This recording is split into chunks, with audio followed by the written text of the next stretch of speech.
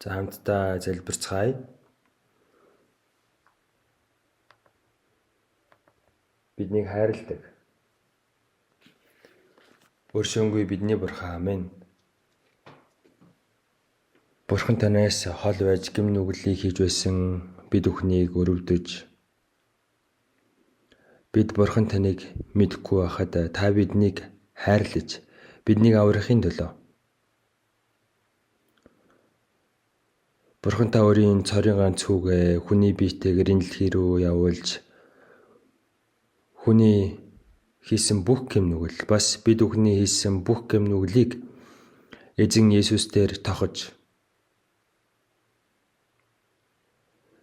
эзэн та бидний төлөө урсгасан үнэтэй цусаар бид бүхний нүгэл хилэнцгийг мөнхөд уучлан өршөөж дахин шүүлт болон шийтгэлэг авах шаардлагагүй болгож биднийг ямар ч гавьяа байгуулаагүй байхад аварж өгсөн таны гайхалтай хайр нэгүсэлд талархаж байна.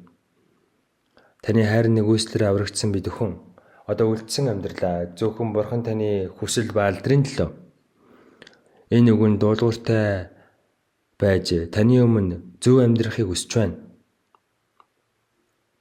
Энэ цаг мөчид нэг цусаар аврагдсан бид бүхэн эзэн таны нэгүслийн магтан дуулж таны үгнээс хамтдаа сурж энэ ариун сүрэг дотор эзэн тантайгаа хамт нөхөрлж байгаад талархаж байна. Бурхан та биднийг өөрийнхөө зөвхөн баруун мутраараа илүү их түшин тулж өөрийн хайр үгээрээ мөн хүч чадлын мутраараа бидэнтэй илүү хамт байж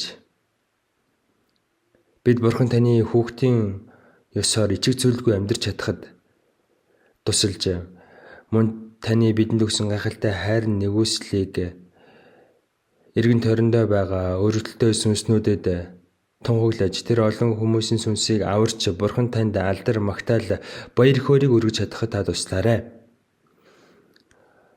Улс даяараа манай чуулган, дэлхийд даяараа манай чуулган хитүү хүнд нөхцөлд сайн мэдээг тарааж бас эзэн танд үйлчилж байгаа бүхий л чуулгантай эзэмтэй хамт байж та нэгүсэл болон ариун сүнснийхээ хүч чадлаараа хамт байгаа чимээ хүсэн залбирч байна. Бид үнэхээр аюултай гэм нүглээр дүүрэн эмх замраагүй ертөнцид амьдарч байна. Бидний зүрх сэтгэл илүү их Бурхан танд найдаж чадхад та биднийг үгийнхээ хүч чадлаар зуран барьж мөн энэ улс орон та илүү амар амгалан байлгаж, илүү их эрх чөлөөтэй байлгаж биднэрдсэн сайн мэдээг хүчтэйгээр тарааж чадхад энэ улсаар зогсохгүй дэлхийн нийтэд хүртэл сайн мэдээг тарааж чадхад хэцүү зүйл байхгүй байхад та хамт байж өгнө хэмээн чин сэтгэлээсээ залбирanгуйч байна. Цаг үе болгон та бид бүхний юу хийх ёстойг заан өгч үгээрээ биднийг удирдах байдаг талархаж байна. Энэ цаг мөчид та бидэндээ хамт байж өөрийнхөө ухааруулахыг хүсэж байгаа үгээ бид бүхэнд ухааруулж таны үгийдсэн ухаарад амьдрч чадхад та туслаарай. Бидний эзэн Есүсийн нэрээр залбирanгуй залбирлаа. Амен.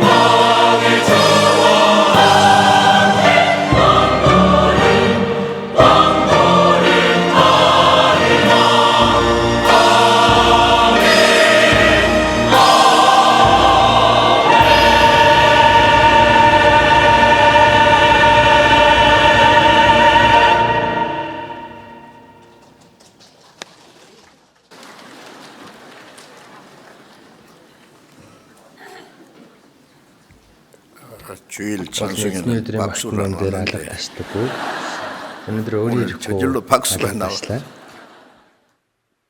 өнөөдөр баян магтандоо сонсоод байвал гоё юм шиг байна. Гэхдээ их боломжгүй. Магтнооны байханд үнэхээр их баярлаа.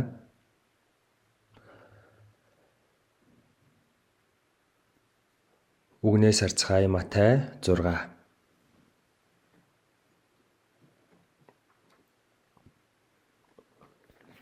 Матай 6-аас арцгай.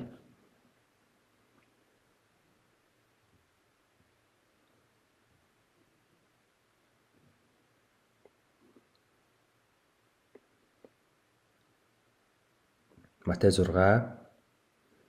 9-р ишлэлээс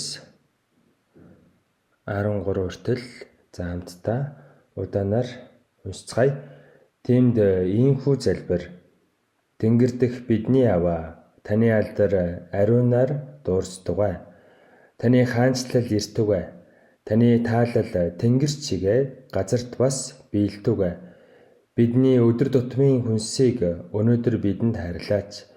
Бид өртөнгүүдээ уучлсан адил өөрсдийн минь өөрийг уучлаач. Бидний гурав татлахад бүү автуулаач. Ёрын муугаас гэтлгээж. Хаанчлал хүч чадал алдар суу мөнхөд таних амен.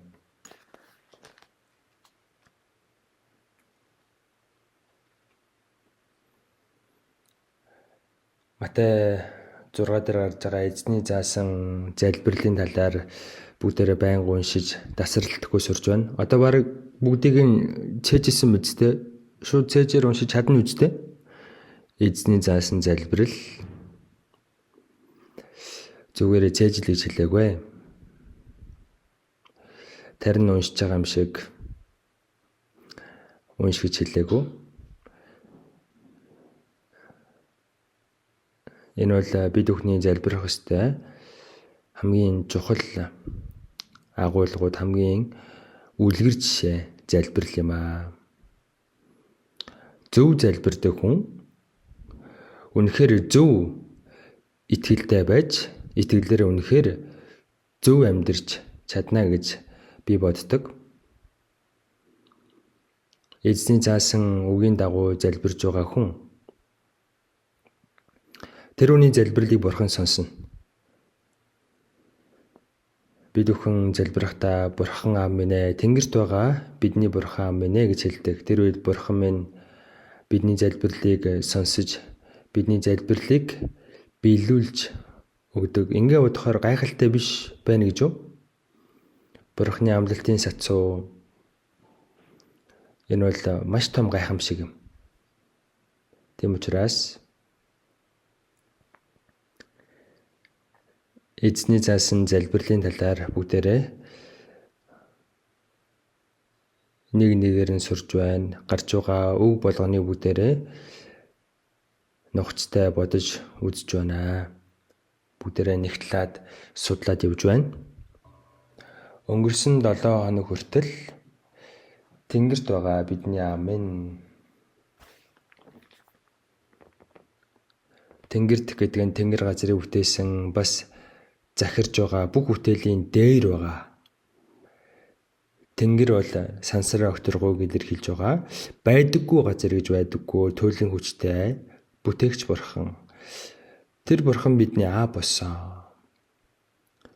Энэ үнэхээр гайхалтай хэрэг биш гэж үү?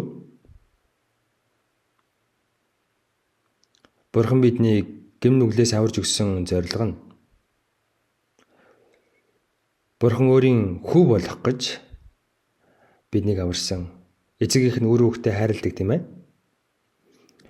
Энэ хороогийн юунаас ч илүү үр хүүхдээ нандинаж хайрлж гамдаг. Яг түүнтэй адилхан бурхан биднийг хайрладаг. Бас бид нар бурханд юунаас ч илүү үнцэнтэй гэсэн үг. Би гэдэг хүн тэнгэр газрыг бүтээсэн, сансараа өгтөргөө бүтээсэн тэр бурханы хүү. Өөрийг нь хүлээн авсан болгонд өөрийнх нь нэрэнд итгэгчтэй тэрээр бурханы хүүхэд болох эрхийг өглөө гэсэн.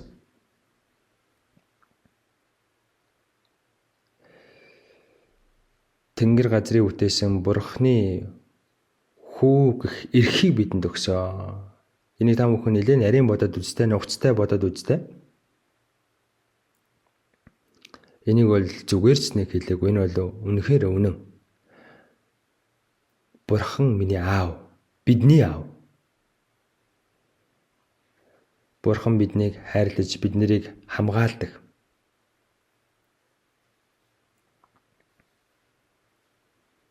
Мөн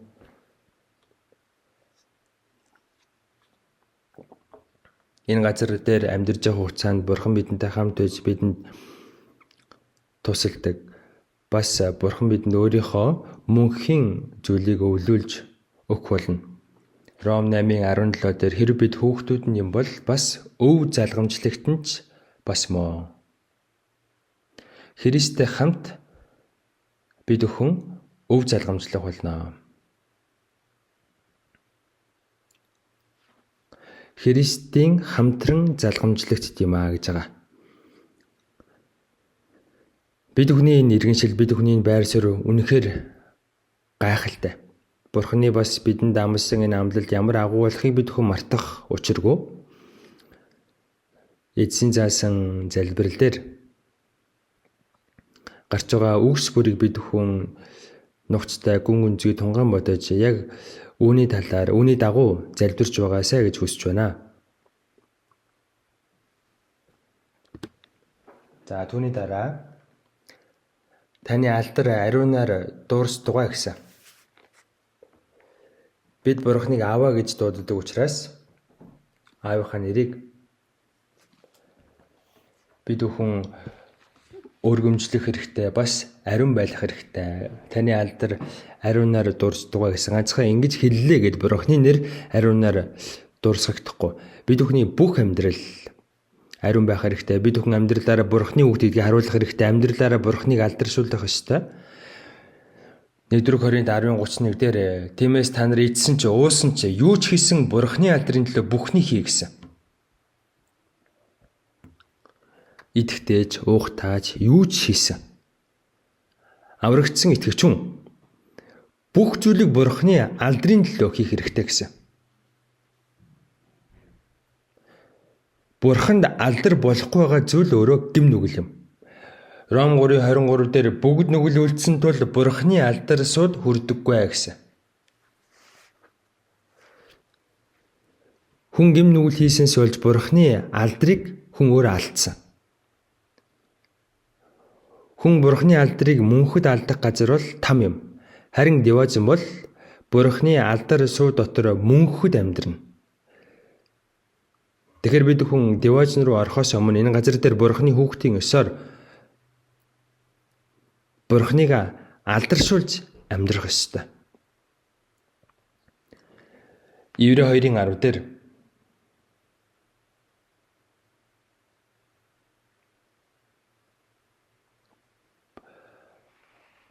Бурхан олон хөвгүүдэй гэж байгаа.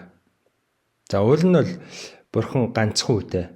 Бурханы цорын ганц хүү Есүс Христ. Есүс Христ ирэхдээ цорын ганц хүүгээр ирсэн.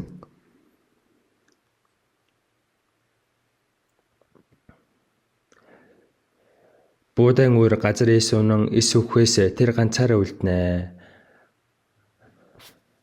Цорын ганц хүү яагаад өгсөн бэ? Олон Бурханы хөвгүүдийг төрүүлэх гэж өгсөн. Тийм учраас дахин амьсан Есүс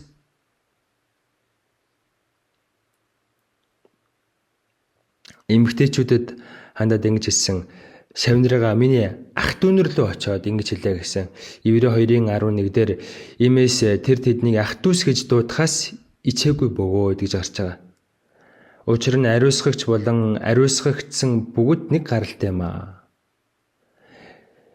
Эзэн биднийг ах дүүс гэж дуудахаасаа ичээгүй. Есүс Бурхантай эрхтгш нэгэн юм, бүтээгч юм. Тийм учраас эзэн маань цорын ганц хүүгийн хуваар өхөө дахин амьсныхаа дараа олон Бурханы хөвгүүдийг төрүүлсэн байна. Тийм учраас бид нэр бүгдээрээ Бурханы хөвгд юм. Тэгэхээр бид бүхэн одоо бие биенийг ах дүүс гэж дуудаж болно. Гайхалтай нэг юм биш гэж үү? Тэр ариун гайхалтай нэг юм бид нарыг өөрийнхөө дүү гэж дуудсан. Миний ах дүүс гэж дуудсан. Та нарын эцэг миний эцэг юм. Миний аав бол та нарын аав юм. Миний бурхан бол та нарын бурхан юм. Энэ гайхалтай биш гэж үү? Та бүхэн энэ үгийг гүнзгий бодож үзэх хэрэгтэй.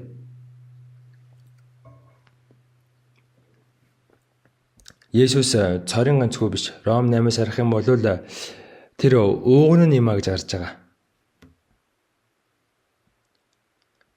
За Есүс дахин ирэхдээ ууган хүүгээр энэ дэлхий дээр дахин ирнэ гэж гарч байгаа. Харин бид бүхэн болохоор дүүнэр нь.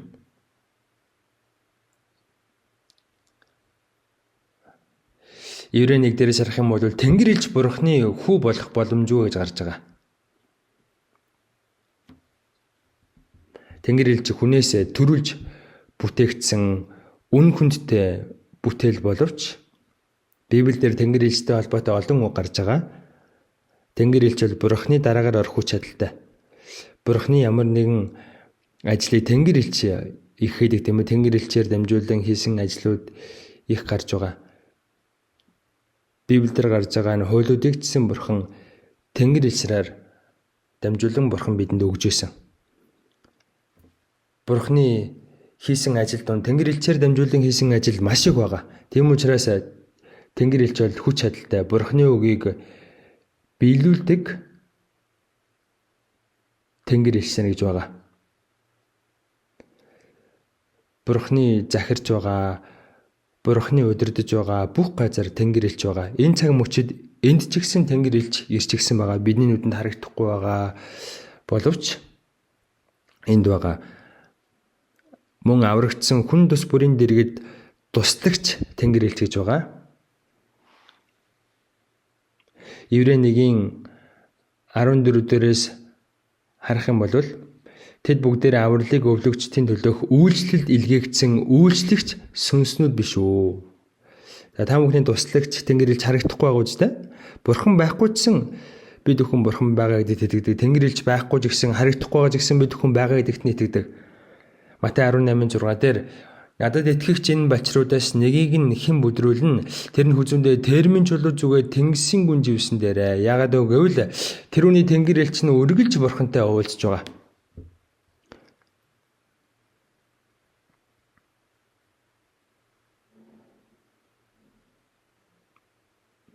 Хин нэгэн хүн нэг хүнийг шүүмжлэх юм эсвэл муулах юм бол тэр хүний Тэнгэр элч нь Бурханд ховлдог. Тэр хүн хэрвээ саймдрах юм бол Тэнгэр элч нь Бурханд очиод магтдаг. Бурхан минь таны хүү тэр өстө үнэхээр мундаг хүү юм а. Бурхан та өстө азтай мó тань өстө гоё байдаг бах та гэж хэлнэ. За бид нар бас буруу амьдрах юм бол Тэнгэр элч очиод бас ховлно. Бурхан минь таны сэтгэлийг шаналдаг бах та тэр хүүхдээ хардаа гэл. Энэ үнэн шүү. Бүх зүйл Бурханд очдог. Бидний тийм ээ бүх зүйлийг Тэнгэр элчээр тайлагнадаг. За гэхдээ Тэнгэр элч Бурханы хүүхэд болох боломжгүй. Завхарсан Тэнгэр элчийн тухай Библиэлд гарч байгаа завхарсан Тэнгэр элч завхархад тэгэл дуусчихсан. Завхарсан Тэнгэр элчийн төлөө Есүс үхээгүй. Тэнгэр элчийн 3-1 болох 3-1 нь Люцифер Тэнгэр элчийг дагаад хөөгдөд явсан. Тэгээ сатан бузар сүнс болсон. Матай 25:41 дээр харагдагстай надаас зайл диавол болоод түүний Тэнгэр элчнэрд бэлтгэсэн мөнх галдороо. За энэ диаволтой хамт явсан 3-1 Тэнгэр элчнэр байгаа. За Тэнгэр элчтэй холбоотой зөндөөх гарч байгаа. Даниэл ном дээр бас гарч байгаа. Даниэл ном дээр үу төмөрөө түнд үйлчилж үу төмөрөө өмнө нь зогсоцгоож байлаа. Тэгэхээр маш их Тэнгэр элч байгаа.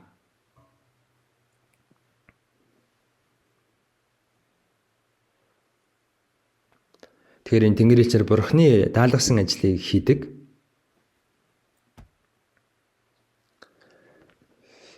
Бид хүн Дэважинд очих юм бол Тэнгэр элч бид нарыг баяртайгаар угтан авна. Бидэнтэй хамт зогсоод Бурханы алдарсуу хүч чадлыг магтан дуулах болно. Өнөөдрийн магтан дууны баг үнэхээр хүчтэйгээр дууллаа те. Заgal маань цэргүүдээ гээл бүр ингээл огшдол дууллаа шүү дээ.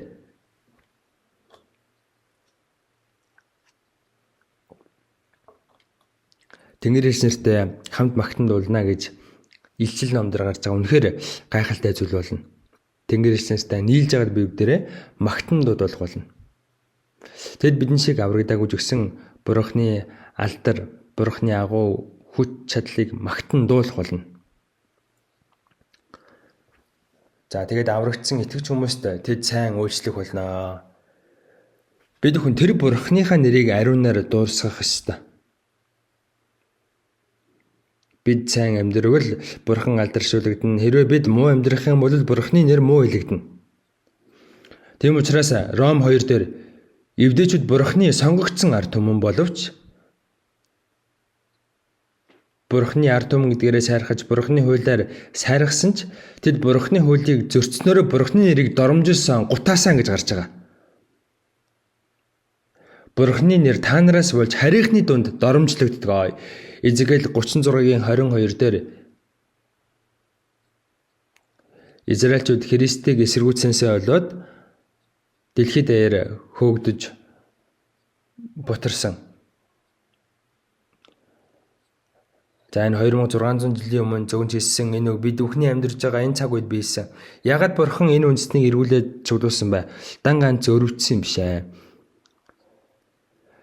Бурханы ард түмэн гэсэн нэр тэднийг дагдаг. Бурхан би тэдний төлөө өөрийнхөө ариун нэрийн төлөө сэргээж байгаамаа гэсэн. Бусад хүмүүс бусад харь үндэстэн Бурханы ард түмэн яагаад ингэж вэ? Бурханы тэдэнд өгсөн газар нутаг яагаад ингэж вэ? Тэдний Бурхан өгсөн юм шиг байна. Ингээд Израильчуудаас бол Бурханы ариун нэр бузарлагдаж байсан. Израиль Бурханыг эсэргүүцээд шийтгүүлээд сүрсэн ч гэсэн Бурхан үхээгүй гэдгээ бүх үндэстэнд харуулах гэж Израильчуудыг бүрэн сэргээж өгсөн. Израильчуудын ардл Бурхан байгаа юм байна. Израильчуудыг нарийн харах юм бол харагдана. Израильчуудын туулсан түүх бол Бурханы урлагийн бүтээл. Дуулуургүй байх юм бол сүрсэн. Бурхан амлалтаа сахиж амлалтандаа хүрж исэн. Сүүлд нь Бурхан дахин сэргээсэн. Бурхан ардалт нь байсан гэдэг бол илт юм. Бурхан өөрийнхөө ариун нэрийн төлөө тэднийг дахин сэргээсэн. Гэхдээ одоо хүртэл Израильчуудаас олон хүмүүс нь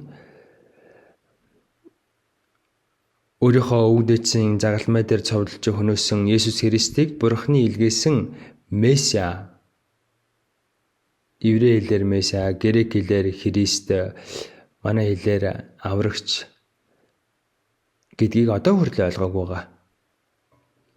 Би Израильд 3 дахь очихдоо евдээчүүдэд сайн мэдээ тарахаар очив. Израильд Есүст итгэдэг хүмүүс байхад байдаг ихтэй маш цөөхөн. Тэд Бурханд итгэдэг хэрнээ Есүст итгэдэг.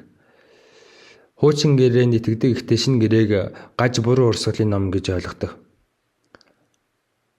Тэд хаанаар ирэх Есүсийг л хүлээж Есүсийн тухай ойлголттой байдаг.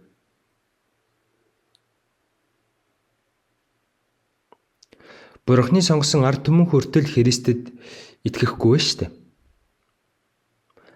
Харин бидний хувьд Есүс биднийг аварсан гэдэгт итгэж Бурханы хүү болсон. Тэгвэл бид хүн Бурханы нэрийг ариун байлгах хэрэгтэй. Яаж вэ? Өөрийнхөө үгээрээ, өөрийнхөө амьдралаараа, өөрийнхөө хийж байгаа бүх ажлаараа дамжуулаад Бурхан бидэнтэй хамт байгаа гэдгийг Бурханы нэрийг бид хүн ариун байлгах ёстой.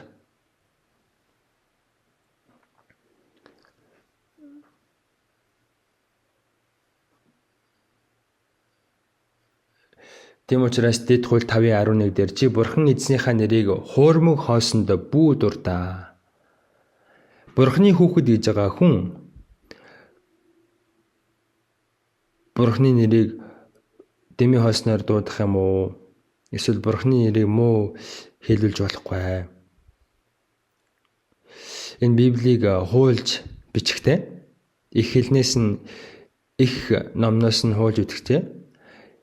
Эзэн гэсэн үг гарах юм бол бичээ чинь усанд ороод биерээ угаагаад бичдэг байсан гэж байгаа. Тэр чинээгээрээ Бурхны нэрнээс эмээдэг байсан. Зарим хүмүүс Бурхны нэрийг хамаагүй дууддаг. Америк хүмүүс Солонгос дээр их муухай хараал хэлээд байсан. Юу гэж хэлээд байгаа юм болоо гэсэн чинь Есүсийн нэрийг хэлж хараал хэлээд байсан. Чи ч гэсэн Есүсттэйгээ адилхан загалмай дээр цуглагдж үхэж гэж би үнийг харааж доромжилж байсан.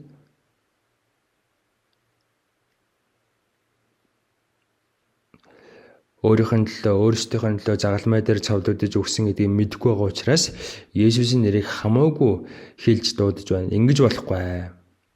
Бид нэр тэгдэг юм а гэхэд бид нэр жоохон буруу байвал Израильчүүдийн түүгээр дамжуулан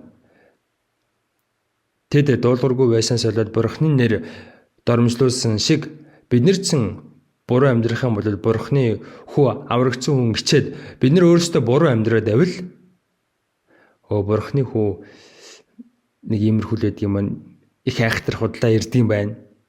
Ингэж Бурхны нэр бохирдож бузарлагдана. Бид нар ингэж амьдрч болохгүй.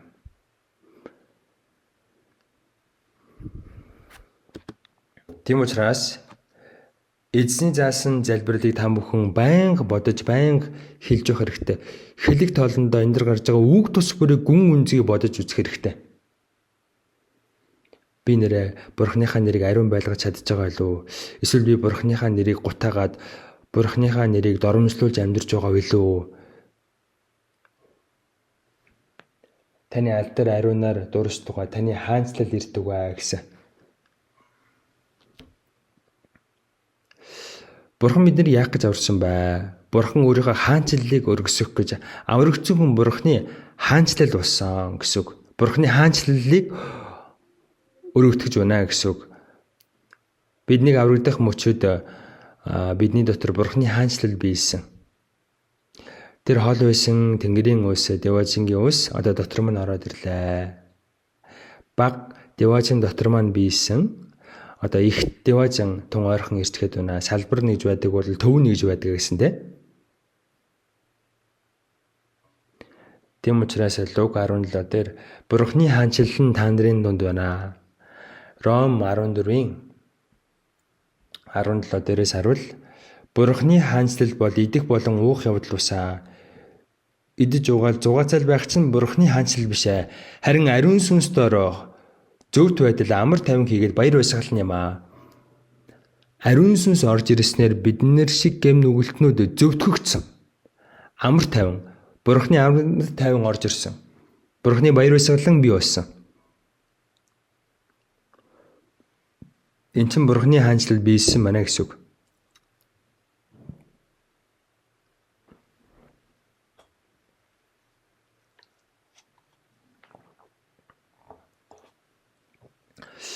Таны хаанчлал биелдэг ба ирдэг ба гэсэн өөр хүмүүсийн сүнсүнд аврагдах юм бол Бурханы хаанчлал өргөжөөл байна гэсэн үг. Ишлэл 1:5 дээр өөрийнхөө цусаар биднийг нүглээс маань чөлөөлж харин та нар сонгогдсон угсаа гэсэн. 1-р Петр 2:9 дээр харин та нар сонгогдсон угсаа хаан тахилч ариун үндэстэн Бурханы эзэмшлийн ард түмэн юм аа. Аврагдсан бол ариун улс. Энд байгаа хүн төс бүр өөрөө улс юм. Аврагдсан хүмүүс олон болох юм бол Бурханы хаанчлал өргөжиж тэлнэ гэсэн үг. Та бүхэн гүн үнзийг бодоод үзтээ. Би өнгөрсөн хугацаанд заасан зүйлээ дахин давтаж хэлж байна. Таны хаанчлал ирдэг бай. Таны таалал тэнгэр чигээ газарт бас бэлдэг бай. Бурханы өмнө Бурханы хүсэл, Бурханы төлөвлөгөө, Бурханы төлөвлөсөн зүйл тэр тэнгэрт биелсэн.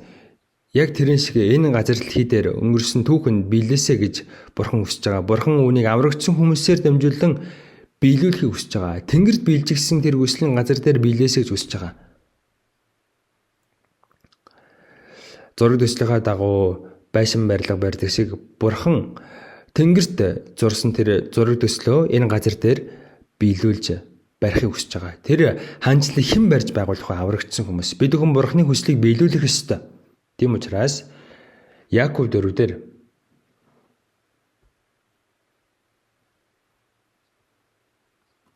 Бурхны хүсэл юм бол бид үхэн мөн Бурхны хүсэл юм бол бид үхэн амьдрна. Бурхны хүсэл юм бол энийг чинь тэрийг чинь гэж үг гарч байгаа. Амьдрсан ч үссэн ч та өөрийнхөө хүслийн дагуу бид нарыг хэрэглээч ээ.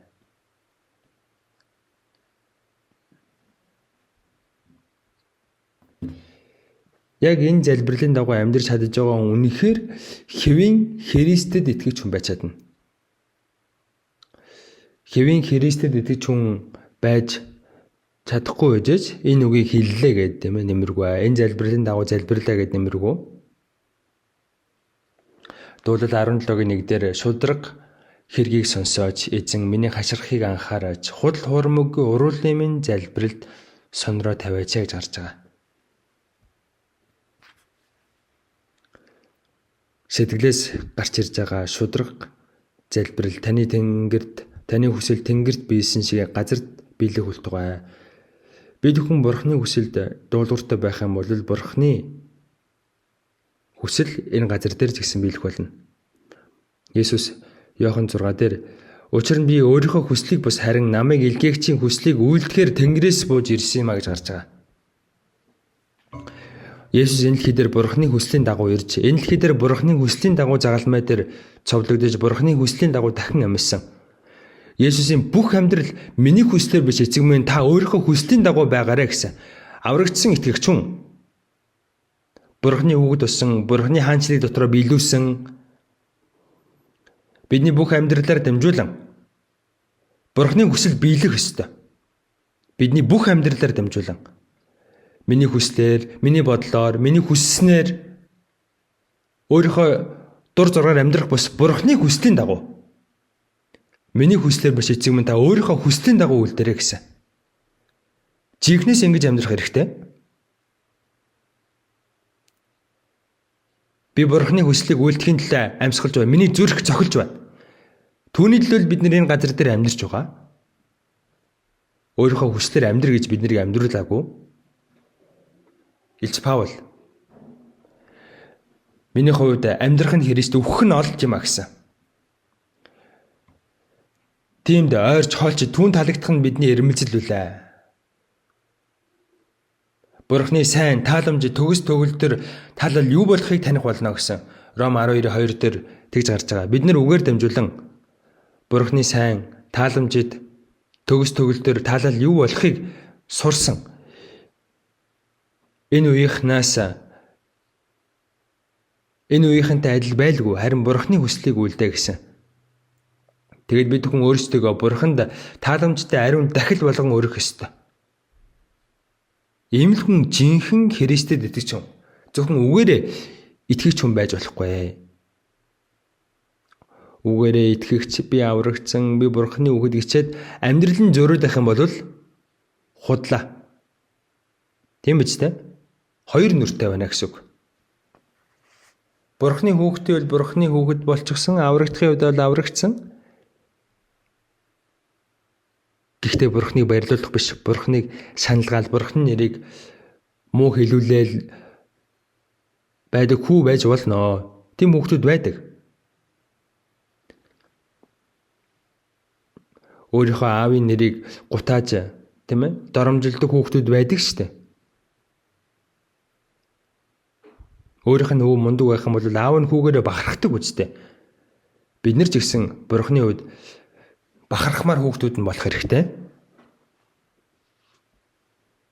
Бид амьдрсан ч өгсөн ч эзний хүсэл юм бол амьдрын үнийг чинь түнийг чинь.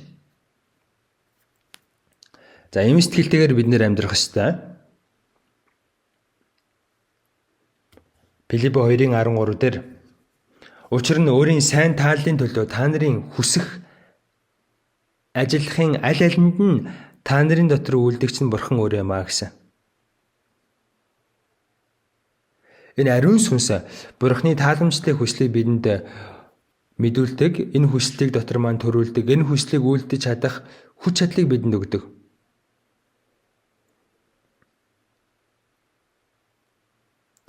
Өөрийн сайн тааллын төлөө та нарын хүсэг ажиллахын аль алинд нь та нарын дотор үлдэгч нь Бурхан өөрөө юм аа гэсэн. Ариун сүнс бидний сэтгэл зүрхэн дотор Бурханы хүслийн дагуу амьдрах юмсан гэсэн хүслийг төрүүлдэг. За тэгээд араас нь үйлдэж чадах хүч чадлыг нь ч өгдөг.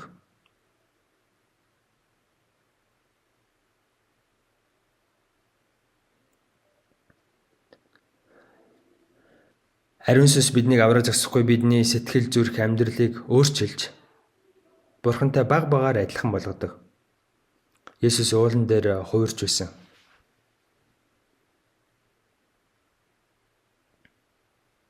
Тэр үед Петр, Яков, Иохан гурлаа дэрэгдэн байсан. Тэнгэрээс дуу гарсан. Үзэх тун хайрт хүмүүн энэ билээ. Таалал минь түүнд оршдог. Та нар түүний үгийг сонсогтун.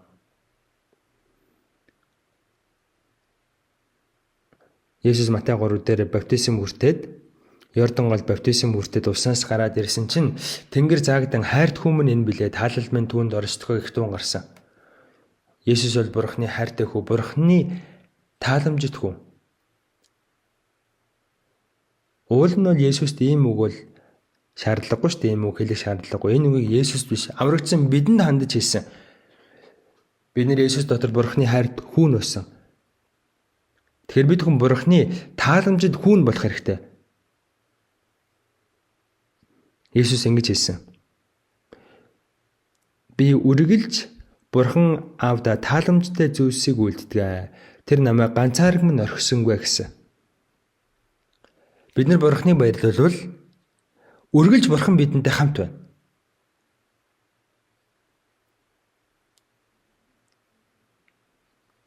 Тийм учраас Еврей 11-ийн 5 дээр Инох итгэлээр Инох үхлийг үзэлгүй дээш аваач игдсэн. Тэр аваач гэдгийнхаа өмнө Бурханд таалагдсан гэсэн гэрчлэл хүлээн авчаа гэж гарч байгаа. Бид нэр энэ газар дээр амьдарч байгаа хугацаанд Бурханд таалагдсан гэсэн гэрчлэлийг хүлээн авах хэрэгтэй. Абель итгэлээрээ зөвтгөгдсөн гэх тааллыг хүлээн авсан. Тэгэхээр аврагдсан хүн энэ газар дээр амьдарч байгаа хугацаанд миний тааламжит нэгэн, надад таалагдсан нэгэн гэсэн гэрчлэлийг хүлээн авах хэрэгтэй. Бурхан өөрт нь таалагдсан нэгэнд бүх төрлийн сайхан зүйлсүүдийг өгнө гэсэн. Үнийг л бид хүн сайн хийх юм бол үнэхээр тийм ээ мундаг амьдарч чадна. Өөрийнхөө аргаар амьдрах юм бол байнга л алдаад байна, шийтгүүлнэ. Тэгэхээр бид хүн амьдрсан ч үгсэн ч эзнийг баярлуулах хэрэгтэй илч Паул шиг. Тэгэх юм бол бидэнд хэрэгтэй бүх сайхан зүйлсүүдийг өгнө гэж амласан. Тийм учраас энэ эзний заасан залбирлыг та бүхэн өдөр болгон хийгээд үзээрэй. Энд дэр гарч байгаа үг төс бүрийг гүн үнзгүй тунган бодонгоо. Бурхны өмнө хийж байгаа залбирал юм чинь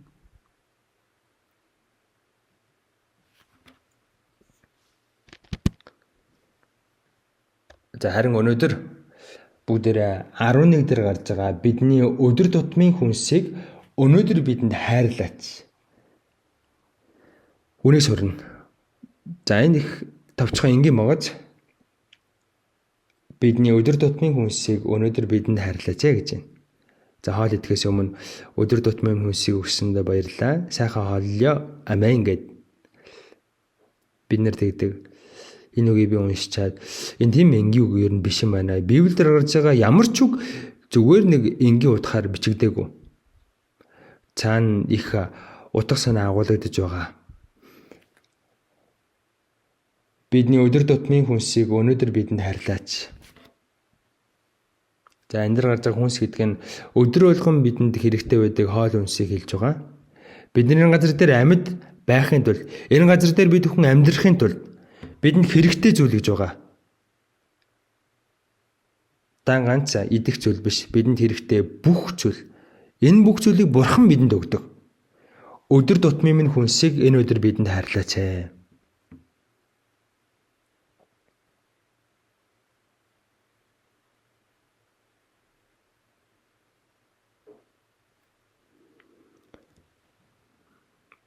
За өмнө би Матай 6:11 дээр гарч байгаа бидний өдөр тутмын хүнсийг өнөөдөр бидэнд хайрлаач гэж би өмнө нь удаан хугацаанд юу гэж бодож байсан бэ гэвэл идэх юм өмсгөх юмыг бурхан угаасаа бүгдийг мэдж байгаа юм чинь залбирах хэрэг байгаа мó? Залбирахгүйсэн ч бурхан бүгдийг нь өгөх юм биш үү? Тийм учраас энэ үг бол идэх юм өгөөч гэсэн утгаар залбир гэсэн үг биш. Сүнслэг хоол хүнсийг маань өгөөч гэж залбир гэж би ойлгоод явж байсан. Буруу биш ч гэсэн бас зөв биш. Энэ үг яг энэ дээр гарч байгаа утгаараа бидэнд хэрэгтэй хоол хүнсийг хэлж байгаа, идэх юмыг хэлж байгаа.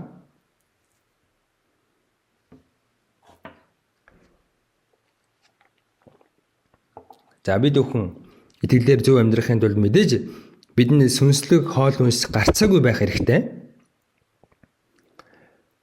Бид бүхэн сүнслэг хоол хүнсээ мэдэж уух хэрэгтэй. Яв 23:12 дээр яв түүний уруулын тушаалаас би холдоогүй. Түүний амнаас гардаг үгсийг би өөртмөн хэрэгтэй. Хоолноос ч илүүгээр нандин сан гэж гарч байгаа.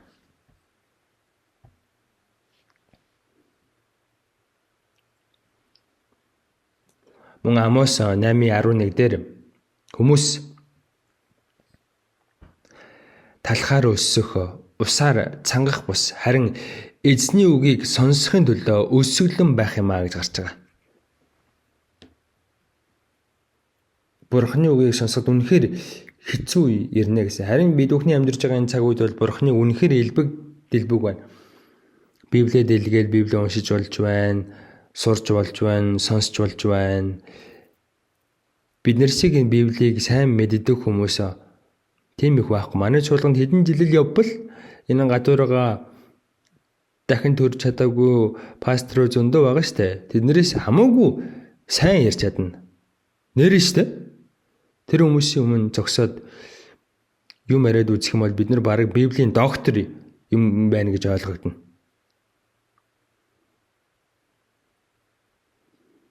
Тэд заахын хувьд бол заадагч. Доторх үрийг нь хасчдаг. Гадны өөр сүмүүдийн пастор үнэхээр мундаг сайн ярьдаг. Үнэхээр гоёмсог ярьдаг. Гүн ухаантай холбоож, улс төртэй холбоож, соёл урлагтай холбоож их сайхан ярьдаг. Ихтэй үр байдаггүй. Цөм агуулга хасчдаг. Цөм агуулгын хариултыг бас хэлж чаддаггүй. Яагаад вэ? Тэд үннийг ухаараагүй.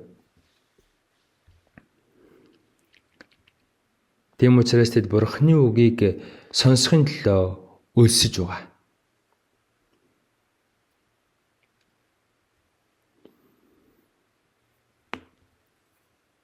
Зарим бид бүхэн сүнсний хоол хүнсийг мань өгөөч гэж залбирдаг. Залбирахын хажуугаар маш их сурдаг. Ишижлээ цээжилдэг, дөрвийн нөхөрлөлдөө очиод үг сурдаг, 5 гаруй үг сурдаг, эсний өдөр үг сурдаг, байнга үг сурдаг. Үг бол бидэнд үнэхээр хангалуун байгаа.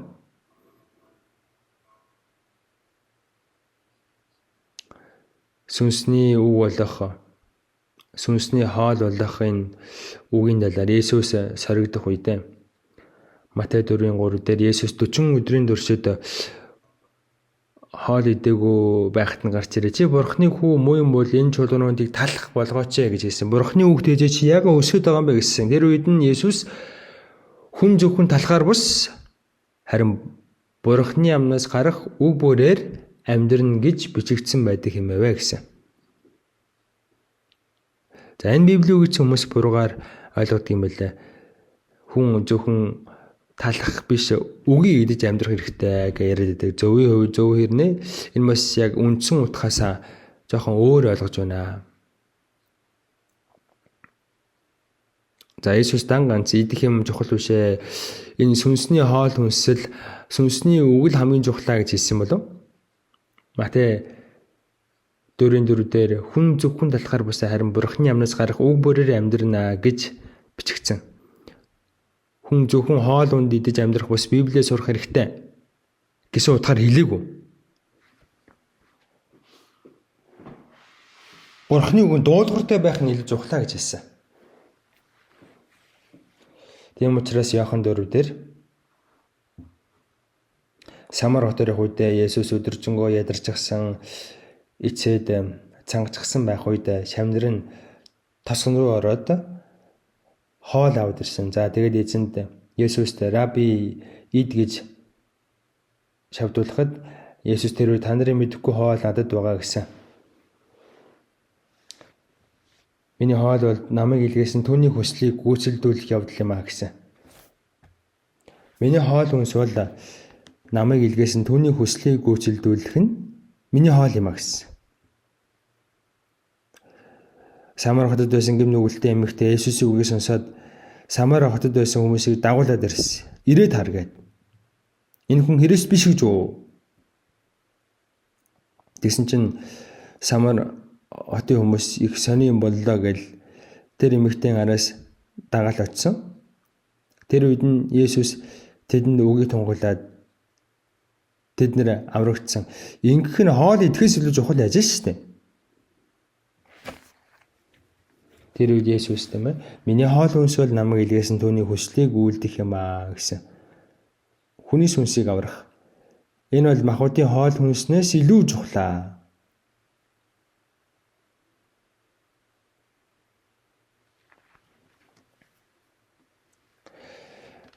Заримдаа тийм ээ энэ чинь өлсөн хүнд алтны уурхаа хүртэл ирэхгүй шүү дээ. Өлсөн хүн эснээ сайхан марсан ч нэмэргүй хоол цангасан уус гээл хийснэн сонирхолтой хөвгөлтэй мурд нь үзүүлж харуулсан ч нэмэргүй эхлээд гэдсэн цадах хэрэгтэй. Цангаан тайлагдсан дараа л үзэж харж байгаа минь сонирхолтой минь. Гэхдээ Есүс тэгээгүй. Есүс 40 өдөр 40 шөнийн туршид өсөглөн байсан хэрнээ миний хоол хүнс бол Бурхны үгэнд дуулууртай байх юм а гэсэн. Иохан 4-дээр шамнарынхаа аваад ирсэн хоол хүнсийг идэлгүй миний хоол хүнс тустай байгаа гэсэн. Намайг илгээсэн түүний хүслийг үйлдэгч шинэ. Түүний хүслийг бүрэн биелүүлэх юм а. Самар хотод байгаа хүмүүстэй сайн мэдээд хараагаа тэр хүмүүсийн сүнсийг аврах нь одоо энэ байгаа хоолноос нь илүү чухал байсан.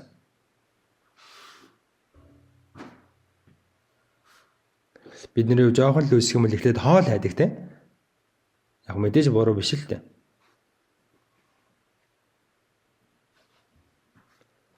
Өсөглөг хүн хоол хайдаг шиг, цангасан хүн ус хайдаг шиг Бурхны хүслийг биелүүлэе гэж бид хүн тэгж их хүсн тэмүүлэх хэрэгтэй биш гэж үү? Тийм учраас өдөр тутмын минь хүнсийг энэ өдөр бидэнд өгөөч. Бид хүн Бурхны үгийг махбодынхоо хоол хүнснээс илүү их чухалчлах хэрэгтэй. Би ядарч байсан ч, би өсөж байсан ч, миний махбод хэцүү байсан ч эхний ээлж нь миний энэ дэлхий дээр амьдарч байгаа зорилго бол Бурхны хүслийг үйлдэх юм аа. Өөрийнхөө хүссэн зүйлийг биелүүлэхийн төлөө биш, харин Бурхны хүслийн төлөө энэ газар дээр би амьдарч байгаа. Бид хүн Есүстэй адилхан юм сэтгэлтэй байх хэрэгтэй.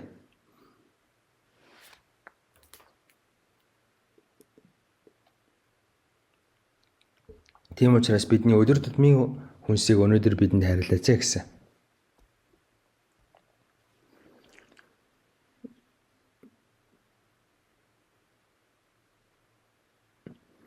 За ингэж залбирэхээр би ч одоо гэртээ 1 сарын туршид идэх хоолныхоо материалыг авч өгсөн. Манай будааны савнд будаа дүүрэн байгаа. Хөргөчөө нэх юм бол идж жоохом зөндөө байгаа. Гэхдээ Бурхан минь өдөр тутмын минь хоол хүнсийг өнөөдөр бидэнд өгөөч.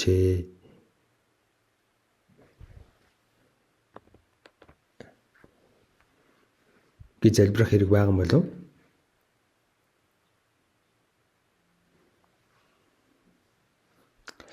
Хөргөчөндөө байгаа гэртээ байгаа нэг дөрөв бүгд нь идэх юм бол өсөөд гэж цагаараад өгөх шүү дээ. Тэгэхээр энэ яг гэсэн үг юм байна.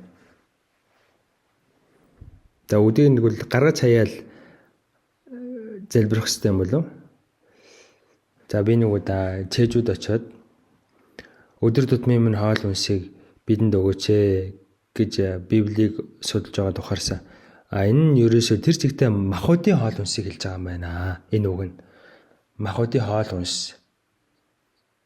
Израильчууд Египтээс гарч ирээд Бурхны амлсан Канаан руу очиход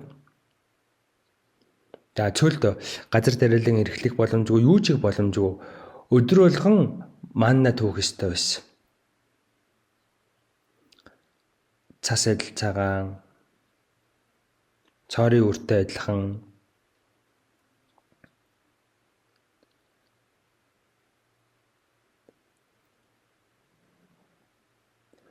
за тэрнгээр янз бүрийн хоол хийж идэж болдог байсан.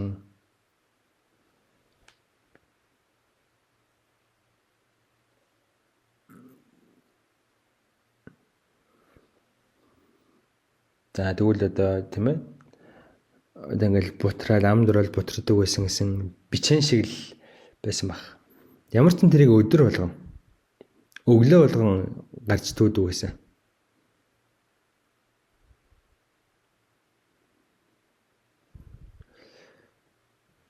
Зарим хүмүүс нь түүж байгаа л харах юм бол 5 омоор зарим нь бүр багыг ихийг авчирсан ч тийм ээ үлдэхгүй багыг авчирсан ч дутахгүй гэсэн бас гайхалтай байсан. За тэгээ амралтын өдөр бол буудаг, амралтын өдөр ажил хийж болдог юм чинь амралтын өдрийн өмнөх өдөр 2 дахин их өгдөг байсан. Бусд өдөр нь маннагаа хураагаад 2 хоног байлгах юм бол ялзарцдаг байсан. Өдөр болгон хураах ёстой.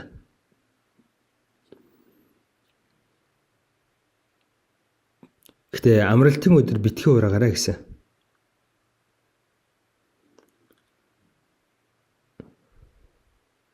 Гэтэ амралтын өдрийн өмнөх өдөр нь 2 хоногийнхээ өгчдөг ус 2 дахин ихийг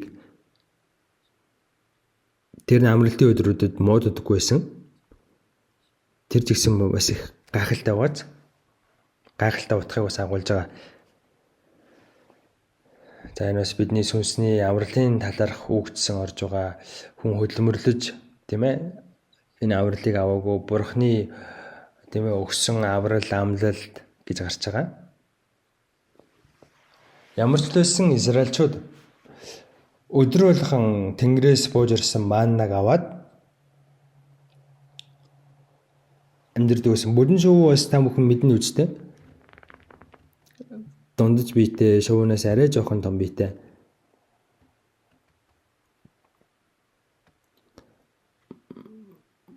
Мах идмээр байна гэхтэн тийм ээ.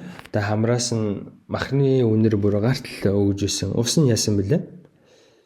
Цөлд ямар ус байв гэж те. Хад зөксөн чинь тэндээс ус садраал гараад ирсэн. Үргэлж гайхамшигэр амьдрэх төсөө өдөр нь үүлэн байгаа шөнө галан баганаар гайхамшигэр 40 жилийн туршид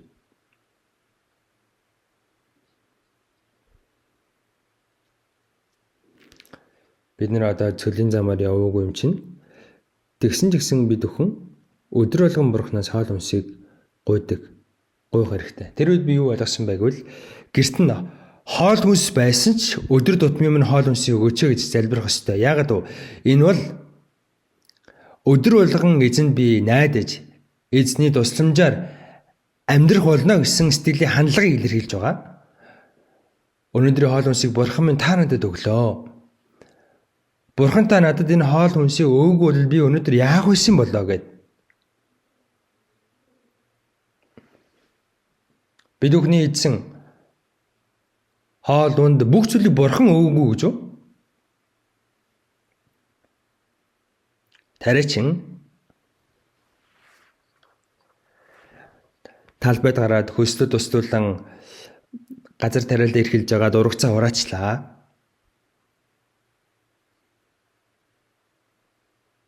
За тэрийг нь болохоор үйлдвэрлүү зөөж аваачаад буудаа болгоод тэрэмдэг. Хүмүүс ингээл хөдөлмөрлөөл дамжлагаар дамжаал бидний гар дээр ирдэг. За мөн загас өрдөг хүмүүс хүртэл тийм ээ загасаа ураад тэрийг үйлдвэрлүү явуулаад олон хүмүүсийн гар дамжаал бидний гар дээр ирдэг. Тэгэхээр энэ тариалангийн газар тариалангийн бүтээгдэхүүн далайн бүтээгдэхүүнүүдийг ер нь хэн бидэнд өгөөд вэ? Бурхан өгөөд байгаа үстэй. Цаадалд нь бурхан байгаач тариачин хийснээ хөдөлмөрлсөн ч нарны гэрэл дусахгүй байх юм бол Шин тэжээлээ Тэнгэрээс буулгаж өгөхгүй байх юм бол яаж урагч сураах юм бэ? Загасчин хичнээн их загас барих гээд оролцсон ч тэр загасыг Бурхан тэжээхгүй бол, Бурхан томруулахгүй бол яаж хүн тэр загасыг барих юм бэ? Тэгэхээр бүх зүйлийг бүгдийг нь Бурхан өгж байгаа үз. За тэгэхээр бүх зүйлийг Бурхан бидэнд өгдөг.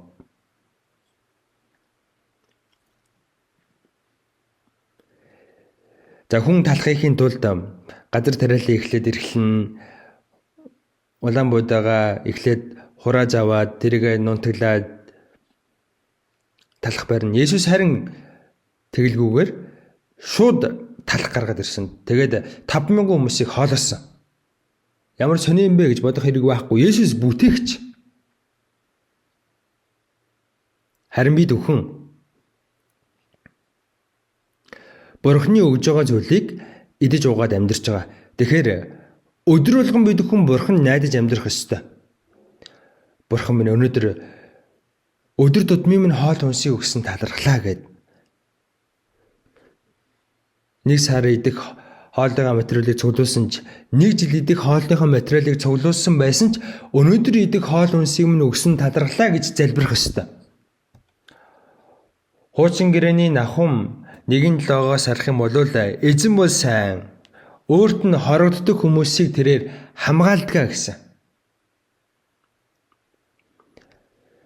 Бид хүн Бурхны нэгүслээр аврагдсан мөн Үйлс 17-гийн 24 дээр ертөнцийг түүнд орших бүхнийг бүтээсэн Бурхан бол Тэнгэр газрын эзэн мөн учраас гараар бүтээсэн сүмд оршдоггүй маа гэсэн.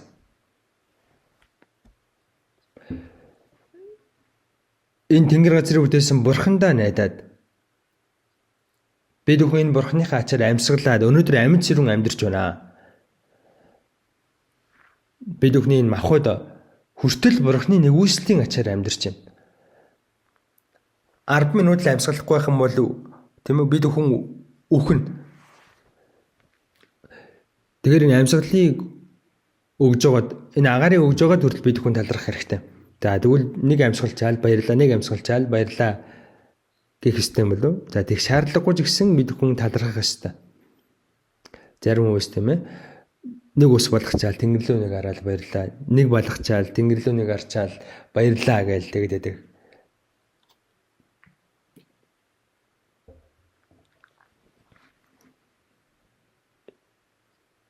Гэтэ ямар ч лээсэн бид хүн бүгд зүйлд талархах ёстой. Тийм учраас хэрэгтэй хоол хүнсийг маань өгөөч гэж залбираа зогсохгүй. Өдөр болгон талархах чах хэрэгтэй. За ийм сэтгэлийг үндэ үнэхээр чухлаа. За ахаа нэг зүйлийг бодох хэрэгтэй. Тэнгэрт байгаа бидний эцэг бурхан минь ээ надад гээгүй бидэнд гисэн. Өнөөдөр бидэнд Тэнгэрт байгаа миний аав минь гэж зогсохгүй Тэнгэрт байгаа бидний аав минь ээ. Энэ бурхан аав нь олон хүүхдүүдтэй бидний гэж энэ бидний. Бидэнд хэрэгтэй хоол хүнсийг өгөөч. Би ганцаараа идэж уугаад амьдраад ах биш. Бидний гэж байгаа энэ олон тоон дээр хэлж байгаа үг байна. Би ганцаараа сайхан амьдраад сайхан байгаад иж болохгүй шүү дээ. Тэгэхээр яах хэрэгтэй вэ? Бурхан надад альва зүйлийг өгсөн бол тэрийг би хуваагаад бусадаа өгж хамт идэх хэрэгтэй. Яаков номоос харъя. Еврей номны дараа Яаков ном байгаа. Яаков 2-ын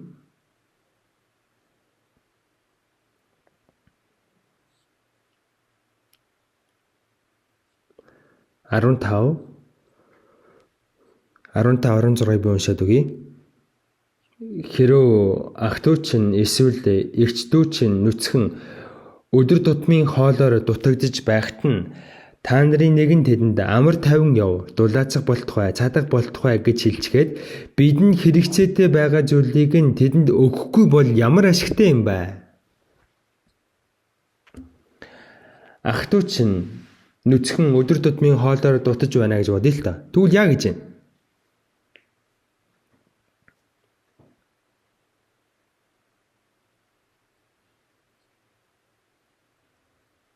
Өө бурхан минь надад хоол хүнсийг өгсөн баярлалаа гэж ганцаараа баярлал байж явах ёстой юу?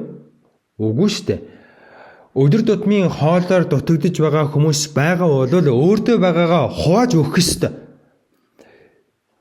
Үгэн дээр юу гэж гарч байгаа вэ? Бидний өдөр тутмын хүнсийг гэж байгаа. Бидний гэж байгаа.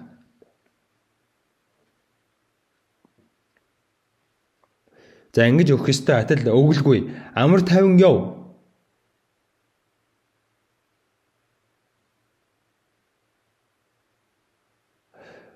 Нөмөр хөнжилгүй гэрт нь гал төлөө байхгүй бах чинь дулаацах болтугай.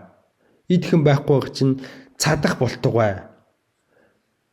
Ингээд хэрэгцээтэй байгаа зүйлийг нь тэдэнд өгөхгүй бол ямар ашигтай юм бэ гэж байна. Энэ юу гэсэн үг юм бэ? Ингэж болохгүй гэсэн үг.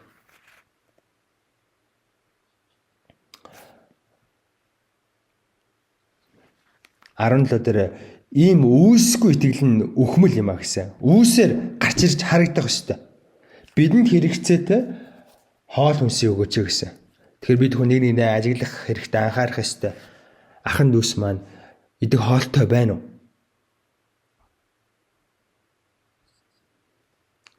Нэгдүгээр охин 3-аас бас харцгаая.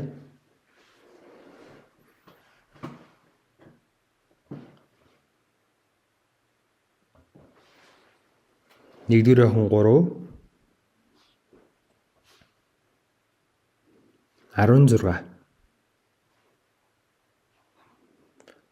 16 хамтдаа уншия. Бидний төлөө тэр өөрийн амиа өгсөн тул үүгээр бид хайрыг мэднэ. Бидэж ах дүүсийнхээ төлөө амиа өгөх учиртай.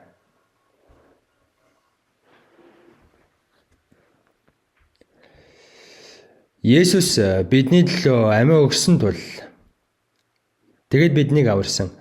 Үүгээр бид хайрыг мэднэ. Бид бүхэн эзний хайрыг ухаарсан. Бидэж ах дүүсийнхээ төлөө амиа өгөх учиртай гэж.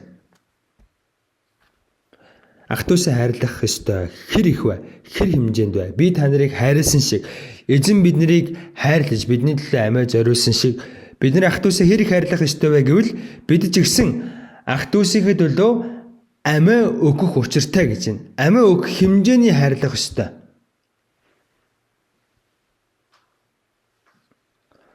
Ахан дүүсийнхээ төлөө бидний хувьд бол амиа өгөх шаардлага бараг байхгүй шүү дээ. Ахан дүүс усан живээд өгөх гэж байна. За тэр үед бид бүхэн өөрсдөө усан живээж хамаагүй тэр үнийг аврах хэрэгтэй. Тэр хэмжээний хайр бидэнд байх хэрэгтэй. Энд дээрээс бидэж ах дүүсийнхээ төлөө амиа өгөх учиртай. Энэ бол ойлгомжтой мэдээж хэрэгээ.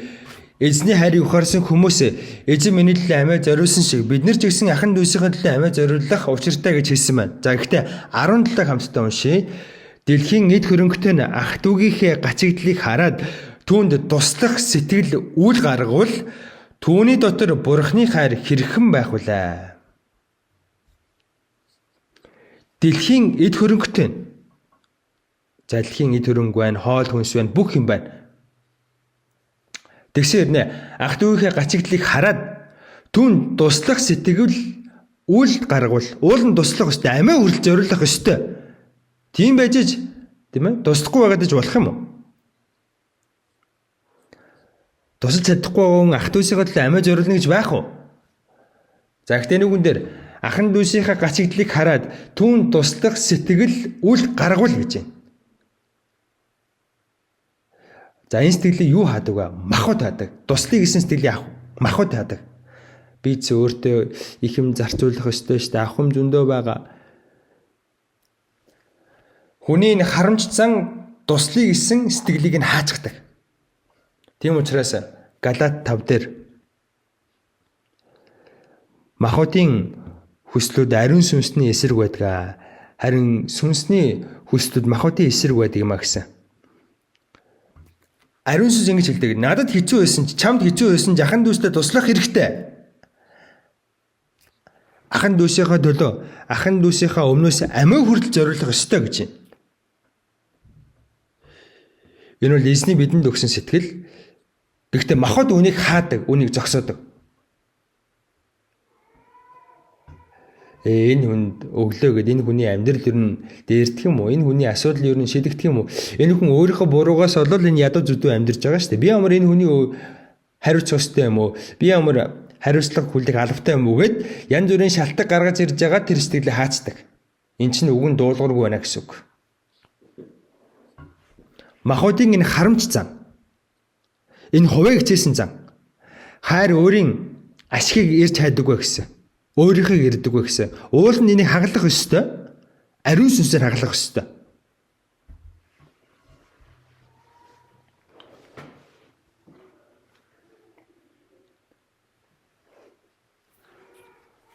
Харин энэ махбод ахын дүүстэй туслая гэсэн сэтгэлийг хаачдаг.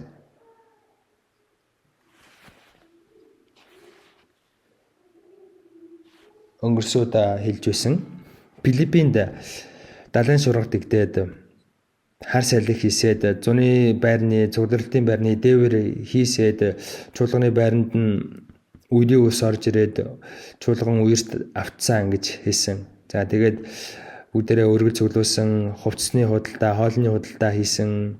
За тэгээ өргөлөө явуулсан чи Филиппо чуулганы яхан дүүс, Филиппин чуулганы яхан дүүс үнэхээр их баярлаа, талархлаа гэж хариу хийсэн. Ингэж бид хүн бие биендээ туслах хэрэгтэй, чуулгандаа туслах хэрэгтэй, хувь хүн хувь үндэж гисэн туслах хэрэгтэй. Яаж хийж яагаад? Туслахтаа өөрийнхөө зүйлээр өөртөө байгаа юмараа туслах хэрэгтэй.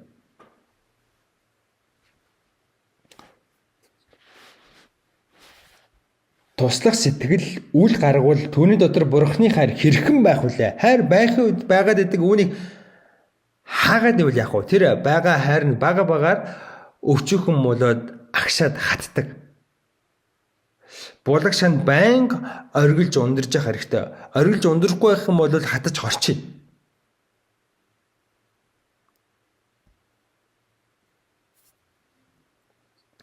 Луг 6:38 дээр Өөгтөн тэгвэл та нарт өөгт болно. Тэгэхдээ шахагдсан, чигдсэн мөн бэлгсэн сайн хэмжээгээр өөр дээр ч насгарах болно гэсэн. Би өөртөө байгаа зүйл ахын дүүстэй өгвөл хэцүү амьдралтай хүнд өгвөл бурхан надад эргүүлээд өгнө. Өөгтөн тэгвэл та нарт өгөгдөх болно. Шахагдаад, чигжээд, дээрээс нь дараад өгнө гэж чинь. Дээр үед вааранд ингээл будаа их юм бол цэгсрэл ах юм бол доошоо суугаад нэмж ороод идэг байсан шүү дээ. Яг тэрэн шиг бурхан бэлгтэл хайлтал нь өгнө гэж байна. Там хүн Луг 6:38 уншаад үзээрэй. Би өгөх юм бол эзэн надад эргүүлж өгнө. Би эхийг өгвөл эзэн надад яг адилхан эхийг өгнө. Там хүн үнийг ер нь мэдэрч үзсэн үү? Өргөлж гисэн.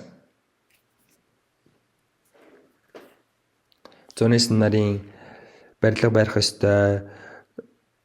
Чуулган семинар болох юм бол өргөн. За өргөл одоо өрг хэрэг гарах юм бол би өрөхгүй байсан чи бусдын тэгэл болгоч штэ. Би ядуу штэ гэл ингээл янз бүрийн шалтгаан тоочол харамт сэтгэлдээ хөтлөгдөөд өргөл өргөдөггүй хүмүүс байдаг. За өнөөдрийн сургаал бол өргөлийн талаарх биш. Гэхдээ ингэж хэлэхгүй байсан ч та бүхэн өргөлөө маш сайн өргөж байгаа. Хүн ийм харамт сэтгэлд байгаа. Энэ бол үнэхээр том махбод. Ариун сүнс өгөөсэй гэж хүсэж байгаа. Өгөх юм бол хайлталч өгнө, асгарталч өгнө гэсэн. Иерусалимд гангацыг болоод Иерусалим чуулган хэцүү байдалд орох үед хариумжтан чуулганууд өргөл цуглуулад Иерусалим руу явуулсан Македон чуулган тэр үед элсээр очиод өргөл өгөөч гэж хэлэхээс өмнө төрүүлээд өөрөөсөө хэрээсээ хэтэрсэн хэмжээгээр баяр хөөртэйгээр ахан дүүстэй тийм ээ үйлчлэг ажилд өргөл өргөсөн гэсэн. Македон чуулганыхан өөрөөсөө хэмжээгээр биш хэмжээнээс хэтэрсэн хэмжээгээр өгсөн. Хэрээсээ хэтэрсэн хэмжээгээр. Ядуу хүн өргөж чаддгүй гэж бодож байна уу?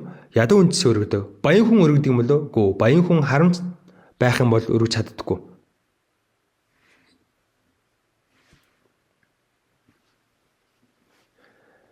Тийм учраас энэ Бидний өдөр тутмын хүнсийг гэж байгаа. Бидний гэж байгаа энэ нийтэд хандж хийсэн олон тоон дээр хандж хийсэн үгийг сайн санах хэрэгтэй. Тэгэхээр энэ үгийг бид бүхэн хариуцлагатайгаар хүлээн аваад бие бинийгээ анхаарч, бие бинийгээ анзаарч, бие биендээ тусалж дэмжиж явах хэрэгтэй. Еврей 10 дээр эзэн дахин ирэх үе ойртогч нэгээр нэг нэгнээ анхаарч, нэг нэгнийгээ зоригжуулах хэрэгтэй. Та бүхэн эргэн тойронд байгаа хүмүүсээ анхаар хардаа. Эргэн тойрон чинь хэн байна? Нэг нэгнээ хараарай. Эрүү саруул байна уу? Хоол ундтай байна уу? Хоол ундаа сайн идэж гин үү? Ингээд бие бинийгээ анхаарч явах хэрэгтэй. Бид нар бие бинийгээ анхаарахгүй бол өөр хэн биднийг анхаарч харах юм бэ?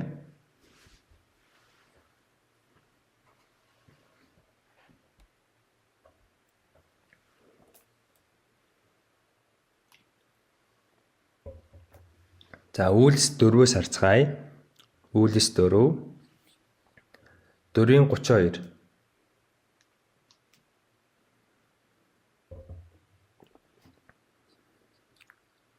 Үйлс 4:32. 32-ыг хамт уншийе. Итгэсэн олон нэг зүрх нэг сэтгэлтэй байсан ба тэдний хэн ч өөртөө байгаагаа минийх гэсэнгүй, харин тэдний бүх юм нийтих байваа.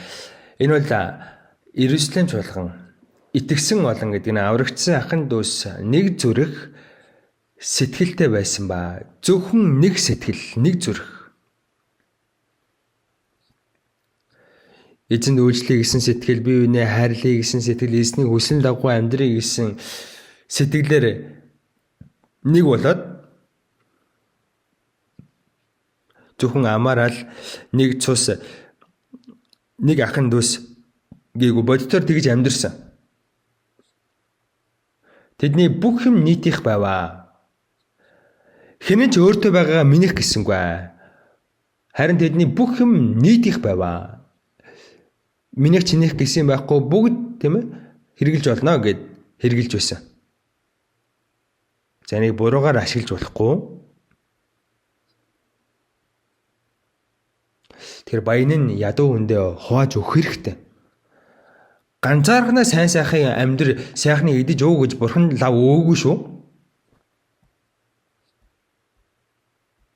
Бие биендээ тарааж бие биендээ хувааснараа бурханаас авсан хайраа хэрэгжүүлж болох байхгүй юу? Ядуу хүн жигсэн өөрөөсөө бүр илүү ядуу амьдралтай байгаа хүнд өгж болно. Хэн ч өөртөө байгаа минийх гэсэн харин тэдний бүх юм нийтих байваа. Бурханых бас биднийх гэсэн. Заавар мөнгө олж ирж ганцаараа тийм ээ тэр мөнгөө өөртөө хэрэглээл байдаг үлээ. Үгүй шүү дээ. Энд чи огттой өгөн, хөвгүүдөө өгөн гэр бүлэрээ хэрэглэн нийтих. Бидний хувьд махуудын ах дүүсээс илүү ойр дотн мөнхийн ахын дүүстэй. Энэ махууд бол хэдэн 10 жилийнх. Яг үүндээ бид хүн ахан дүүстэй ч гэсэн ингэж хандаж, ингэж амьдрах ёстой. Хэн ч минийх гэсэнгүй. Бүх юм нийтих байв. За 33 дээр элчнэр эзэн Есүсийн амьсны агуу хүчээр гэрчилж байсан бөгөөд тэд бүгдийн дээр бэлхэн их нэгүсэл байсан билээ.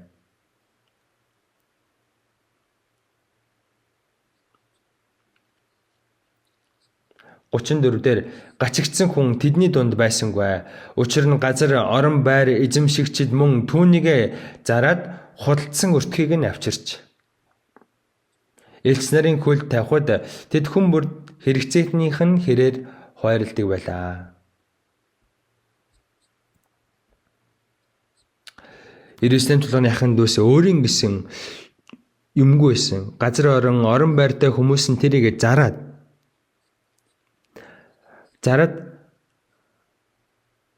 өртгийг нь элснэрийн хөл тавьсан. Элснэр хүн бүрд хэрэгцээнийх нь хэрээр хойролдог байлаа. Тийм учраас гачигдсан хүн тэдний дунд байсангүй гэж байна. Баян нь юмөө зараад ядуу хүндэд тараагаад өчгсөн. За гэхдээ энэ бол ингэж чадсан хоёр шалтгаан байгаа. Нэгтгэн анхны чуулганы ахын дүүс үнэхээр бурхны нэгүслийг ухаарад үнэхээр их баяр хөөртэй талархаж амьдрдаг байсан. Ахын дүүсээ хайрлаа гэсэн сэтгэл нь, хайрлаж байгаа сэтгэл нь үнэхээр бэлхэм дүрэн байсан. Хинэнч өөрийнхөө гэж боддог байсан. Өөртөө байгаа бүх зүйлээ нэг нэгэндээ зориулж чаддаг байсан. Өөрийнхөө амь насыг хүртэл ахын дүүсийнхээ төлөө зориулж чадах хүмүүс, зориулахад бэлэн хүмүүс юу юуг харамлах юм бэ? Тэд боддоор ингэж хэрэгжүүлж ингэж амьдрдаг байсан. За тэгвэл бүгдээрээ газар гэр оронгоо бүх юмөө зараад осон мөнгөө, зарсан мөнгөө чуулганыхаа байранд авчрах ёстой юм болов? Социалист нийгэм анх ийм зорилготойгоор эхэлж байсан. Гэхдээ сайн болж чадаагүй шүү дээ. Энэ социалист нийгмийг одоо эхлүүлсэн улс бол Орос. Энэ дэлхийн хамгийн баян хүн бол яг үүндээ Путин. Ард түмэн ямар байгуулаа? Ард түмэн бол нэн ядуу. Коммунист нийгэм ийм болгосон.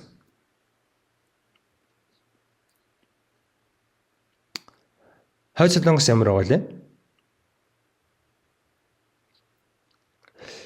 Нэг хэсэг одоо бүлэг хэсэг давхаргын хүмүүс л Пхеньянд амьдардаг хэсэг нэг тусгай хүмүүсээ сайхан амьдардаг. Бусд нь бол тийм өсөж өгч байгааг ч мэдэхгүй байгаа. Улс орн ийм байж болдго юм уу?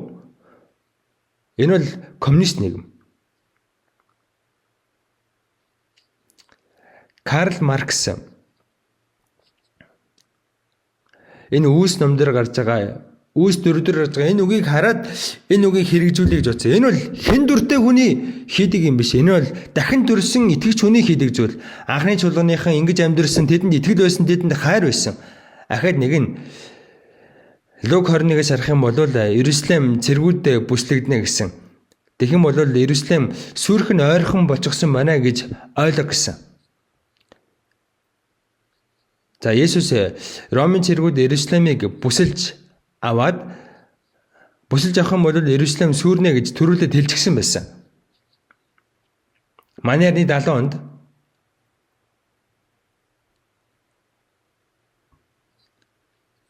Ромын Тайтус жанжин цэргүүдэд дагуулад Иерусалим хотыг бүслээд авчихсан. Евдэд байгаа нь уул руу зүгтэг. Гэртээ байгаа тогшлоо аваад хурдан гараад яв гэсэн. Гараад зүгт яв гэсэн.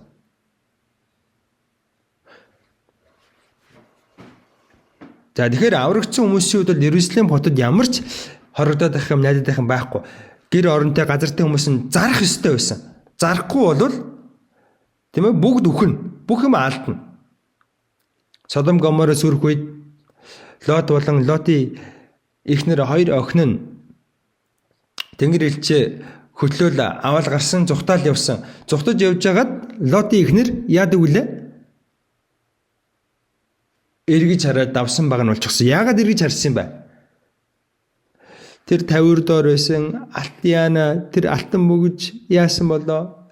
Тэр алтан зүйл сайхан хувцсууд маань яана гэдсээр хагаад эргэж харчихсан. Тэгээд авсан баг нь болсон. Тэр байхгүй байсан бол эргэж харахгүй шүү дээ. Тийм байхгүйсэн бол Иерусалим цэргүүдээ бүслэгдэх юм бол бушуухан зүхтаад гар гэсэн. Тэгэхээр тэр Иерусалим хотод найдаад байх юм юу ч байхгүй гэж хэлсэн. За тэгэхээр энэ Үүс номны энэ үйл явдал ганцхан тэр үед л боломжтой байсан. Энд чинь хаамаагүй үед хэрэгжиж байдаг үг үйл явдал биш, ойлгосноо? Тэгэхээр энийг та бүхэн бас зөвөр ойлгох хэрэгтэй. Бид нар ч сан гэр орны газараа бүгдийг зар гэсэн үг биш. Тэгэх юм бол бүгдээрээ жоохон байж байгаад бүгд гуйлагч юм болно. Зөв хэрэг биш ээ. Одоо ус төрчид ядуу хүмүүсийн талд орчихсон бүх юмээ тараа, хуваа, заарл гээд байгаа. Хэрэв ус дэх юм бол уст орохноо дампуурна. Ядуу хүмүүст ус орон хүртэл, төр засаг хүртэл тусалж чадахгүй гэсэн. Тэгэхээр Христэд итгэж бид хүн чадах чинээгээр бие биендээ туслах хэрэгтэй. За нэмэлтээр хэлэхэд ганцхан Иерусалимд л энэ үйл явдал боломжтой байсан. Тэдэнд хайр байсан. Бодтор Иерусалимд хорогдох, найдах хэрэг байхгүй байсан учраас зархаас өөр аргагүйсэн байна. За 1-р Тимо 6-аас харъя.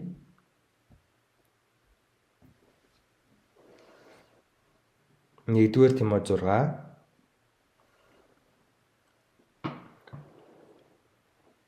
1-р Тимот 6. 6:18-19. За хамтдаа уншаа. Сайныг үйлдэ, сайн үйлсээр баян байж, өглөгч бөгөөд хуваалцах хүсэлтэй байг. Ирээдүйн төлөө өөрсөддөө сайн суурь тавьж, эрдэнсийг хорооснараа жинхэнэ амнаас зурах юм. Сайныг үйлд, сайн үйлсээр баян байж, сайн үйлс гэдэг нь сайн мэдээг тараа гэсэн. Ядуу хүмүүст туслах энэ сайн үйлстэй орно. Өглөгч бөгөөд хуваалцах хүсэлтэй байг. Өглөгч бай гэж байна. Бид нар ч гэсэн чадaltaй болвол өөртөө байлгаал, өөрөө атгаал, өөрөө цаашаа игээл өөрийгөө сайхан байлгах гээд байх биш. Христэд итгэж хүний хувьд хамгийн эхлээд хийх ёстой зүйл бол сайн мэдээг тарах. Там руу орж сүрж мөхөх сүнснүүдийг аврах энэ ажлын төлөө бид бүхэн эхлээд өөртөө байгаа эд баялгаа, эд хөрөнгөө зориулах ёстой. Сайн мэдээний зардал.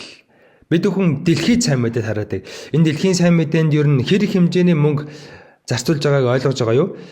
Нэг сайн мэдээ тараагчийн гэр бүлийг гадаад руу явуулахад хэдэн төгрөг зарцуулдаг гэж тэр мөнгийг бодоод сайн мэдээ тараагчийг явуулж чадахгүй байгаа.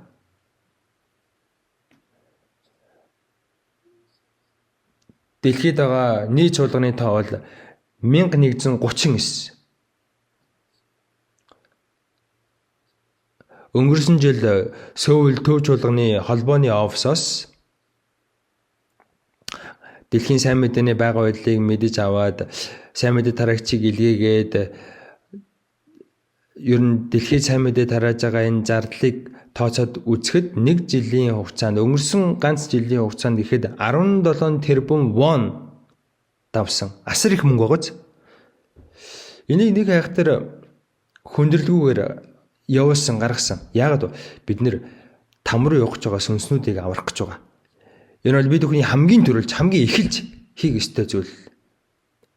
Үнэн төлөө итгэгчнэрээ өргөл өргөдөг. Бид бүхэн зуны синмарийнхаа байрны төлөө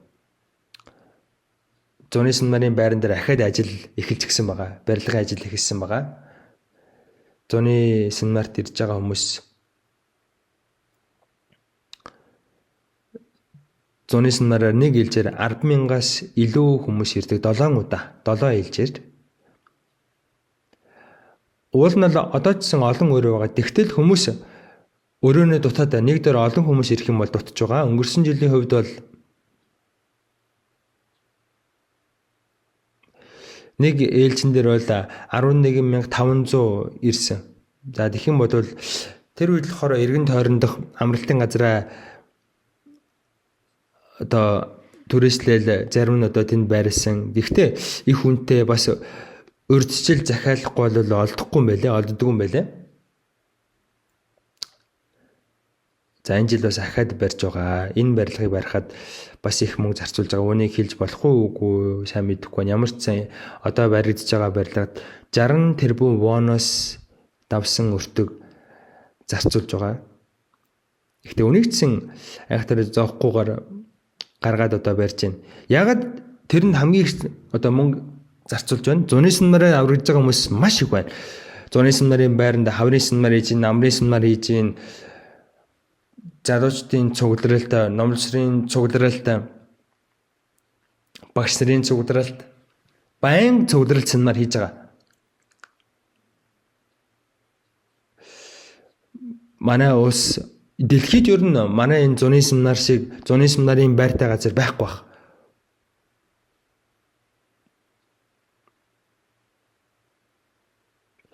Тэгэхээр энэ зуны синмарын байр өөр маш чухал учраас барилга баригдах үед ахын дүүс хайр гамгүйгээр өргөлөө өргөж тусалдаг. Гадаадаас хүртэл гадаад байгаа ахын дүүс хүртэл үнийг мэдээд гадаадаас хүртэл өргөл явуулдаг. Нэгдүгээрт сайн мэдээ тарааж мөхөл рүү явж байгаа, сүрэл рүү явж байгаа хүмүүсийг аврахад бидний эд хөрөнгө зарцуулагдах ёстой.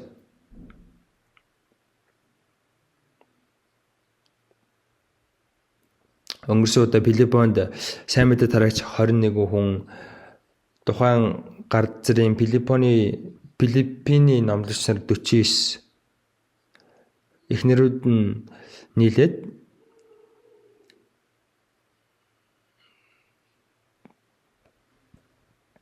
далаад үнэхэр чинь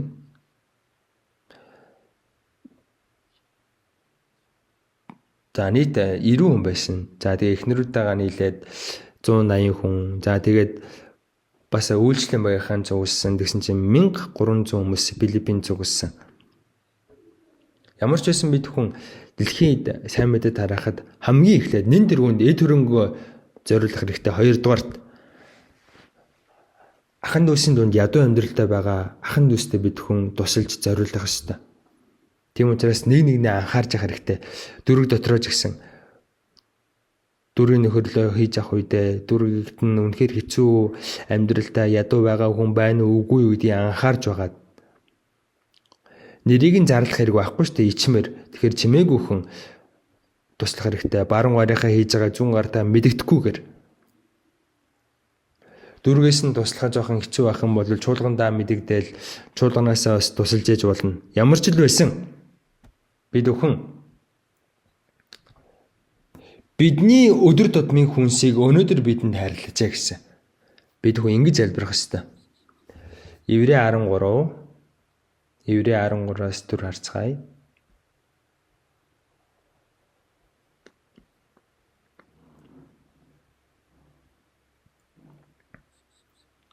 Еврей 13:16 заамт уншия. Сайныг үлдэх ба хуваалцахаа бүү март. Учир нь ийм тахилууд бурханд тааламжтай. Сайныг үлдэх ба хуваалцахаа бүү мартаа. Учир нь ийм тахилууд бурханд тааламжтай. Энэ бурхныг баярлуулдаг тахил гэж байна. Тахил гэсэн байгааз. Бурхан тааламжтай тахилаа гэж. Тэгэхээр бид бүхний итгэлийн амьдрал бодитоор зөвхөн тийм ээ ярих биш хэрэгжүүлэх хэрэгтэй, үйлдэх хэрэгтэй. Ахан дүүсийн дунд нь ядуу амьдралтай хүмүүс байгаа бол туслах хэрэгтэй. Хуваалцахаа бүү март. Хэрэгтэй хүнд нь өгөх хэрэгтэй. Надад байгуул хэрэгтэй хүнд нь хуваагаад өгөх хэрэгтэй. Хуваахаа тарахаа бүү мартаа мартаж болдог. Мөн хүний харамт сэтгэл үүнийг хаадаг, зогсоодог. Тэгэхээр тэр махбодыг яалах хэрэгтэй. Харамч зан өгчий гээл. Тэгэд бид хүн өөрийгөө ялаад өгөх хэрэгтэй. Тэгээ бид хүн ингэж ядуу амьдралтай нэгэндээ туслах хэрэгтэй. Матай 5:26 дээр Матай 6-гийн 26 юм байна. Есүс Тэнгэрийн шуудыг хар тэд тариа тарьж хурааж сарвчанд хадгалдаггүй ч Тэнгэрлэг эцэг чинь тэднийг тэжээдэг юм аа. Та нар тэднээс үлэмж илүү үнцэнтэй биш үү? Та нар талын сараа нь хэрхэн ургаж байгааг ажиглаач. Тэж зүдэж зүтгэдэггүй, ээрмэлж хийдэггүй. Соломон хаан ч сүр жавхландаа эдний нэгтэнч дүүцхээр хувцаслаж байгаагүй маа. Өнөөдөр амьд байгаад маргааш 100 тагидах хэрийн үсийг бурхан ийхүү гойдог бол тэг тусмаа тэр та нарыг илүү хувцлахгүй гэж өчүүхэн итгэлтнүүд ээ. Тиймээс юу идэх билээ, юу уух билээ, эсвэл юу өмсөх билээ гэж санаа бүү зов. Харийнхан энэ бүх зүйлийг чармын хайдаг билээ. Харин Тэнгэрлэг эцэг чинь та нарт энэ бүхэн хэрэгтэйг мэддэг юм аа.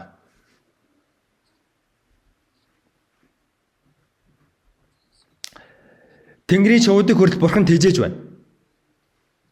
Тал дээр байгаа саран цэцгийг хүртэл бурхан ийм гоёмсгоор ургуулж байна. Юу идэх үү, юу уух уу, юу өмсөх үү гэж бүү санаа зов. Харийнхан энэ бүх зүйлийг чармын хайдаг юм аа. Харийнхан гэдэг чинь аврагдаг өмсийг хэлж байгаа.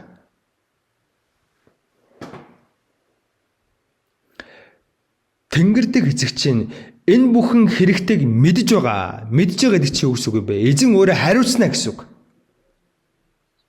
Өчүүхэн итгэлтнүүд ээ. Тэнгэрийн шуудыг хүртэл бурхан тэжээж байна. Матай 10:30 дээр та нарын толгой дээр ширхэг ус чинь ч хүртэл тоологдсон гэсэн. Хоёр бор шувууг задгаа зоосоор худалдаг бус уу? Зоос бол хамгийн бага мөнгөнд өсгөрт. Нэгс төгрөг хүрэхгүй энэ ганц бор шувуу хүртэл Бурхны зөвшөөрлгүйгээр газар дуунахгүй гэж байна. Та нар олон бор шувуудаас үнэтэй билээ гэсэн. Бурхан бидний толгойтой үсийг хүртэл тоосон гэж байна.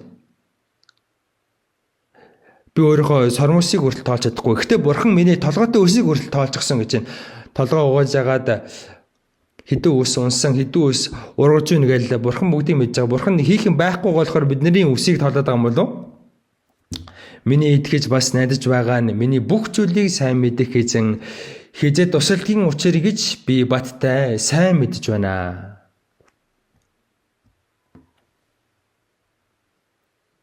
Юунд ч санаа бүзаваа. Залбирал болон гуйл тараа түүн талархлаа мэдүүлээ гэсэн. Юунд ч санаа бүзав. Залбирал талархал байж байгаа хэрэгтэй. Бурхан тэрийг сонсноо. Бурхан бидний хэрэгтэй зүйлийг мэдж байгаа. Бурхан биднийг юу хэрэглэх хэрэгтэй гэдгийг мэдж байгаа. Тийм учраас тусална гэсэн. За тэглээ гээл. Өөстөө ашгүйдээ.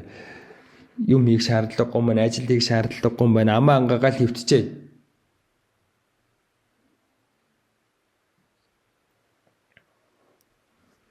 Жимсний модны дор амаа ангаагаа суугаад ах юм бол тийм ээ. Жимс унсан гэсэн толгой бэртэн штэ. Ажил их дургуунд хоол битгий өгөө гэсэн. Ажил хийхгүй зүгээр суугаадаа гэсэн үг биш. Унтаж байгаа шуудыг хар гээгүй шүү дээ. Тэнгэрт нисэж байгаа шуудыг хараа гэсэн. Бид нарыг хийх юмээ хийгээд байжаа гэсэн. Залхуу байх чинь гин нүгэл юм.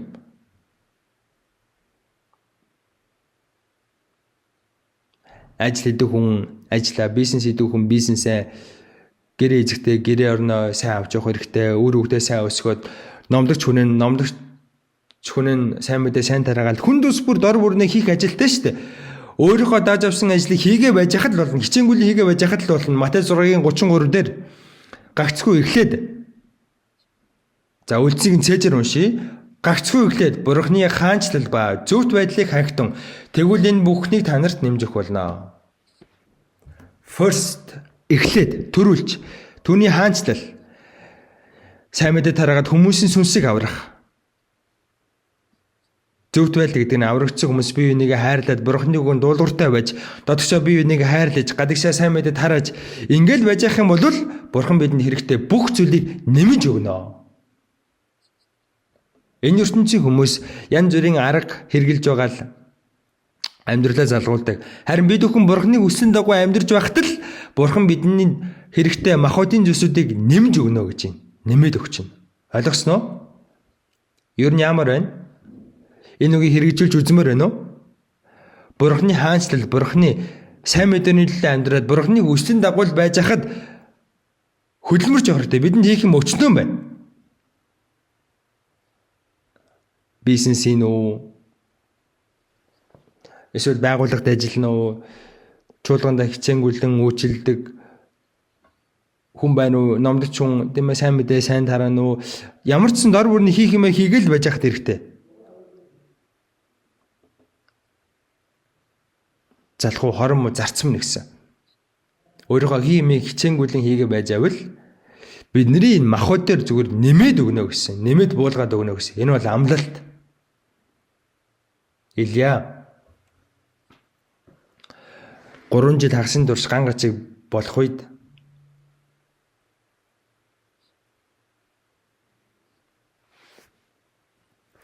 идэх юм байхгүй багт нь өдөр болгон хэрэг мах талх авчираад хооллсон.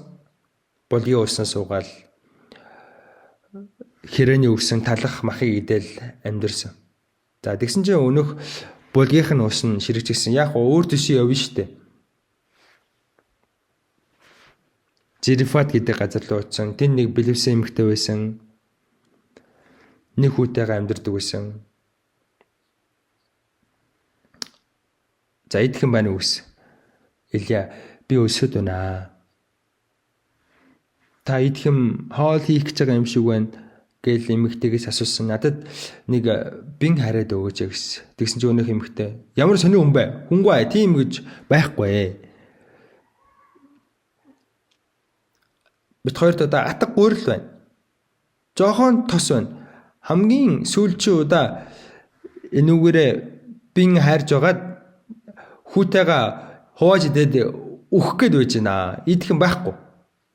Тэгсэн чинь та идэх юм нэхэд байгаа мó? Идэх юм яаж нэхэж чадж байна? Идэх юм байхгүй, өөх юм байхгүй гэсэн. Тэр үед Илия тэр үед тэгсэн наадгаа хийгээ надад ихлээ жоохныг өгчхөө. Надад ихлээд өгчхөө. Үлдсэнийг нь хүүтэйгээ хуваагаад идчихээ. Тэгвэл энэ ган гачиг дуустал домбодох тосч нь дуусахгүй, савндах гурилч нь дуусахгүй гэсэн. Илия шууд ингэж хэлсэн. Тэгсэн чинь Билүүсийн эмэгтэй гинт самурал Илиягийн хийгснээр хийж гисэн. Талхаа хийчээл бин хайрчаал эхлээд Илияд өгсөн. Яг л Илиягийн хэлсний дагуу ган гачиг дуустал өдөр болгон байж л байсан. Очин гуудлаа савнд нь гурил байжсэн. Тос авахгүй л очин чинь домд нь тос байжсэн. Өдөр болгон очиход өдөр болгон л байжсэн. Ган гачиг дуустал. Үүний тухай Эдүр хаад 17 дээр гарч байгаа. Энэ бол гайхамшиг. Энэ гайхамшиг одоо ч ихсэн үргэлжилж байгаа. Хизээ ивэл ямар үед вэ? Эхлээд түүний хаанчлал, түүний зөвхт байдлыг хай. Эхлээд сайн мэдээ тараагаад бие бинийгээ хайрлаад эзний үсэл дагуу амьдраа. Тэгвэл бурхан энэ бүх зүйлийг нэмж өгнө. Энэ бол гайхамшиг. Бурханы тусламж ч өөрөө гайхамшиг шүү дээ. Бид хүн бурханы үслийн дагуу амьдарч байгаа. Нэгэсэндээ гайхамшигар амьдарч байгаа. Тийм учраас бидний өдөр тутмын хүнсийг өгөөч гэсэн. Бидэнд юу ч тохиолж байсан бурхан биднийг хоолно. Тэнгэрт нисэж байгаа шуудыг тэжиж байгаа бурхан биднэрт туслахгүй гэж юу? Бид нар өөрийнхөө хийх ёстоймыг хичээнгүйлэн хийгээл эзэндээ найдаал байж ах юм бол бурхан өөрт нь найдагчдыг анхаарна гэсэн. Бурхан хэрэгтэй юмыг чинь бүгдийг нь мэдж байгаа гэсэн. Гол нь бид нар хийх юмаа хийгээл бурхандаа даатгаад байвал бурханы өрөөлийг аваад амьдрнаа. Үүнийг ухаарах юм бол үнэхээр сонирхолтой. Эзний хүсэл дагуу амьдрах юм бол эзэн надад хэрэгтэй бүх зүйлийг өгнө. Үүнийг би ухаарсанаас хойш үүнийг ухаарахсан өмнө жоохон хэцүү амьдарч исэн. Үүнийг ухаарсан цагаас хойш санаа зовх зүйлгүй өдөр тутмын юмд алхахыг энэ өдөр бидэнд өгөөч гэд залбирал өөрийнхөө хийх ёстой юм хийгээл амьдарч чинь. Тэрнээс хойш олон жил өнгөрлөө. Би өчүүхөнч жоохон ч дутаж байгаагүй. Үнэхээр бурхан бүх зүйл дээр тусалсан. Би өөрөө үнийг биеэр мэдэрсэн учраас ийм ам бардам хэлж чадж байна. Эзний хүсэл дагуу амьдрал бидний толгойтой үсийг хүртэл тоолдог бурхан туслахгүй байна гэж байх уу? Бурхан бүх юм дээр туслана. Бүх санаа зовлоо эзэн татгаа. 1-4 тэр 5 дээр тэр та нарт санаа тавина гэж гарч байгаа. Тэгэхээр энэ үгэн дээр бидний өдөр тутмын хүнсийг миний гээгүй шүү дээ. Бидний надар зөксөхгүй манай ахан дүүстэйгээ бид хүн өөртөө байгаа зүйлээ хуваалцах хэрэгтэй. Тэгэх юм бол бурхан эргүүлээд хангаж өгүүлнэ. Эзний заасан залбирлыг нэгээр нь бүгдээрээ сураад явж байна. Үнийг бодонгоо та бүхнийг залбираасаа гэж хүсэж байна. За залбираа дуусгая. Өршөөнгүй бидний бурхан амен. Эзний үнэтэй цусаар та бидний нүгэл хилэнцгийн мөнхөд уучлан өршөөж биднийг ямар ч гавьяа байгуулаагүй байхад та биднийг аварсан. Бидний бие сэтгэл эзэн таних билээ. Бид өхөн үлдсэн амьдралаа зөвхөн бурхны алдар суугийн төлөө амьдрахыг хүсэж байна. Эзэн минь. Тэнгэрийн шуудыг хүртэл бурхан та тэжээдэг. Тал дээр урж байгаа саран цэцгийг хүртэл бурхан та гоодож ургуулдаг үлээ. Бидэнд хэрэгтэй бүх зүйлийг мэддэг гэсэн бурхан минь. Бидний үлдсэн амьдрал зөвхөн бурхан таны ариун хүслийн дагуу байж, таны сайн мэдээг тарааж, таны үгэнд дуулууртай байж, амьдрч чадхад та бидэнд туслаарай. Мөн ахын дүүсийн маань дунд хэцүү ядуу амьдралтай хүмүүс байгаа бол бид өхөн бие биендээ хуваалцаж, бие биендээ тусалж, Бурхан таны ариун хүсэл биднэр дамжуулан биелэгдэхэд та туслаарай. Бүх зүйлийг эзэн таньда даатгаад, эзэн Есүсийн нэрээр талархан гуйн залбирлаа. Амен.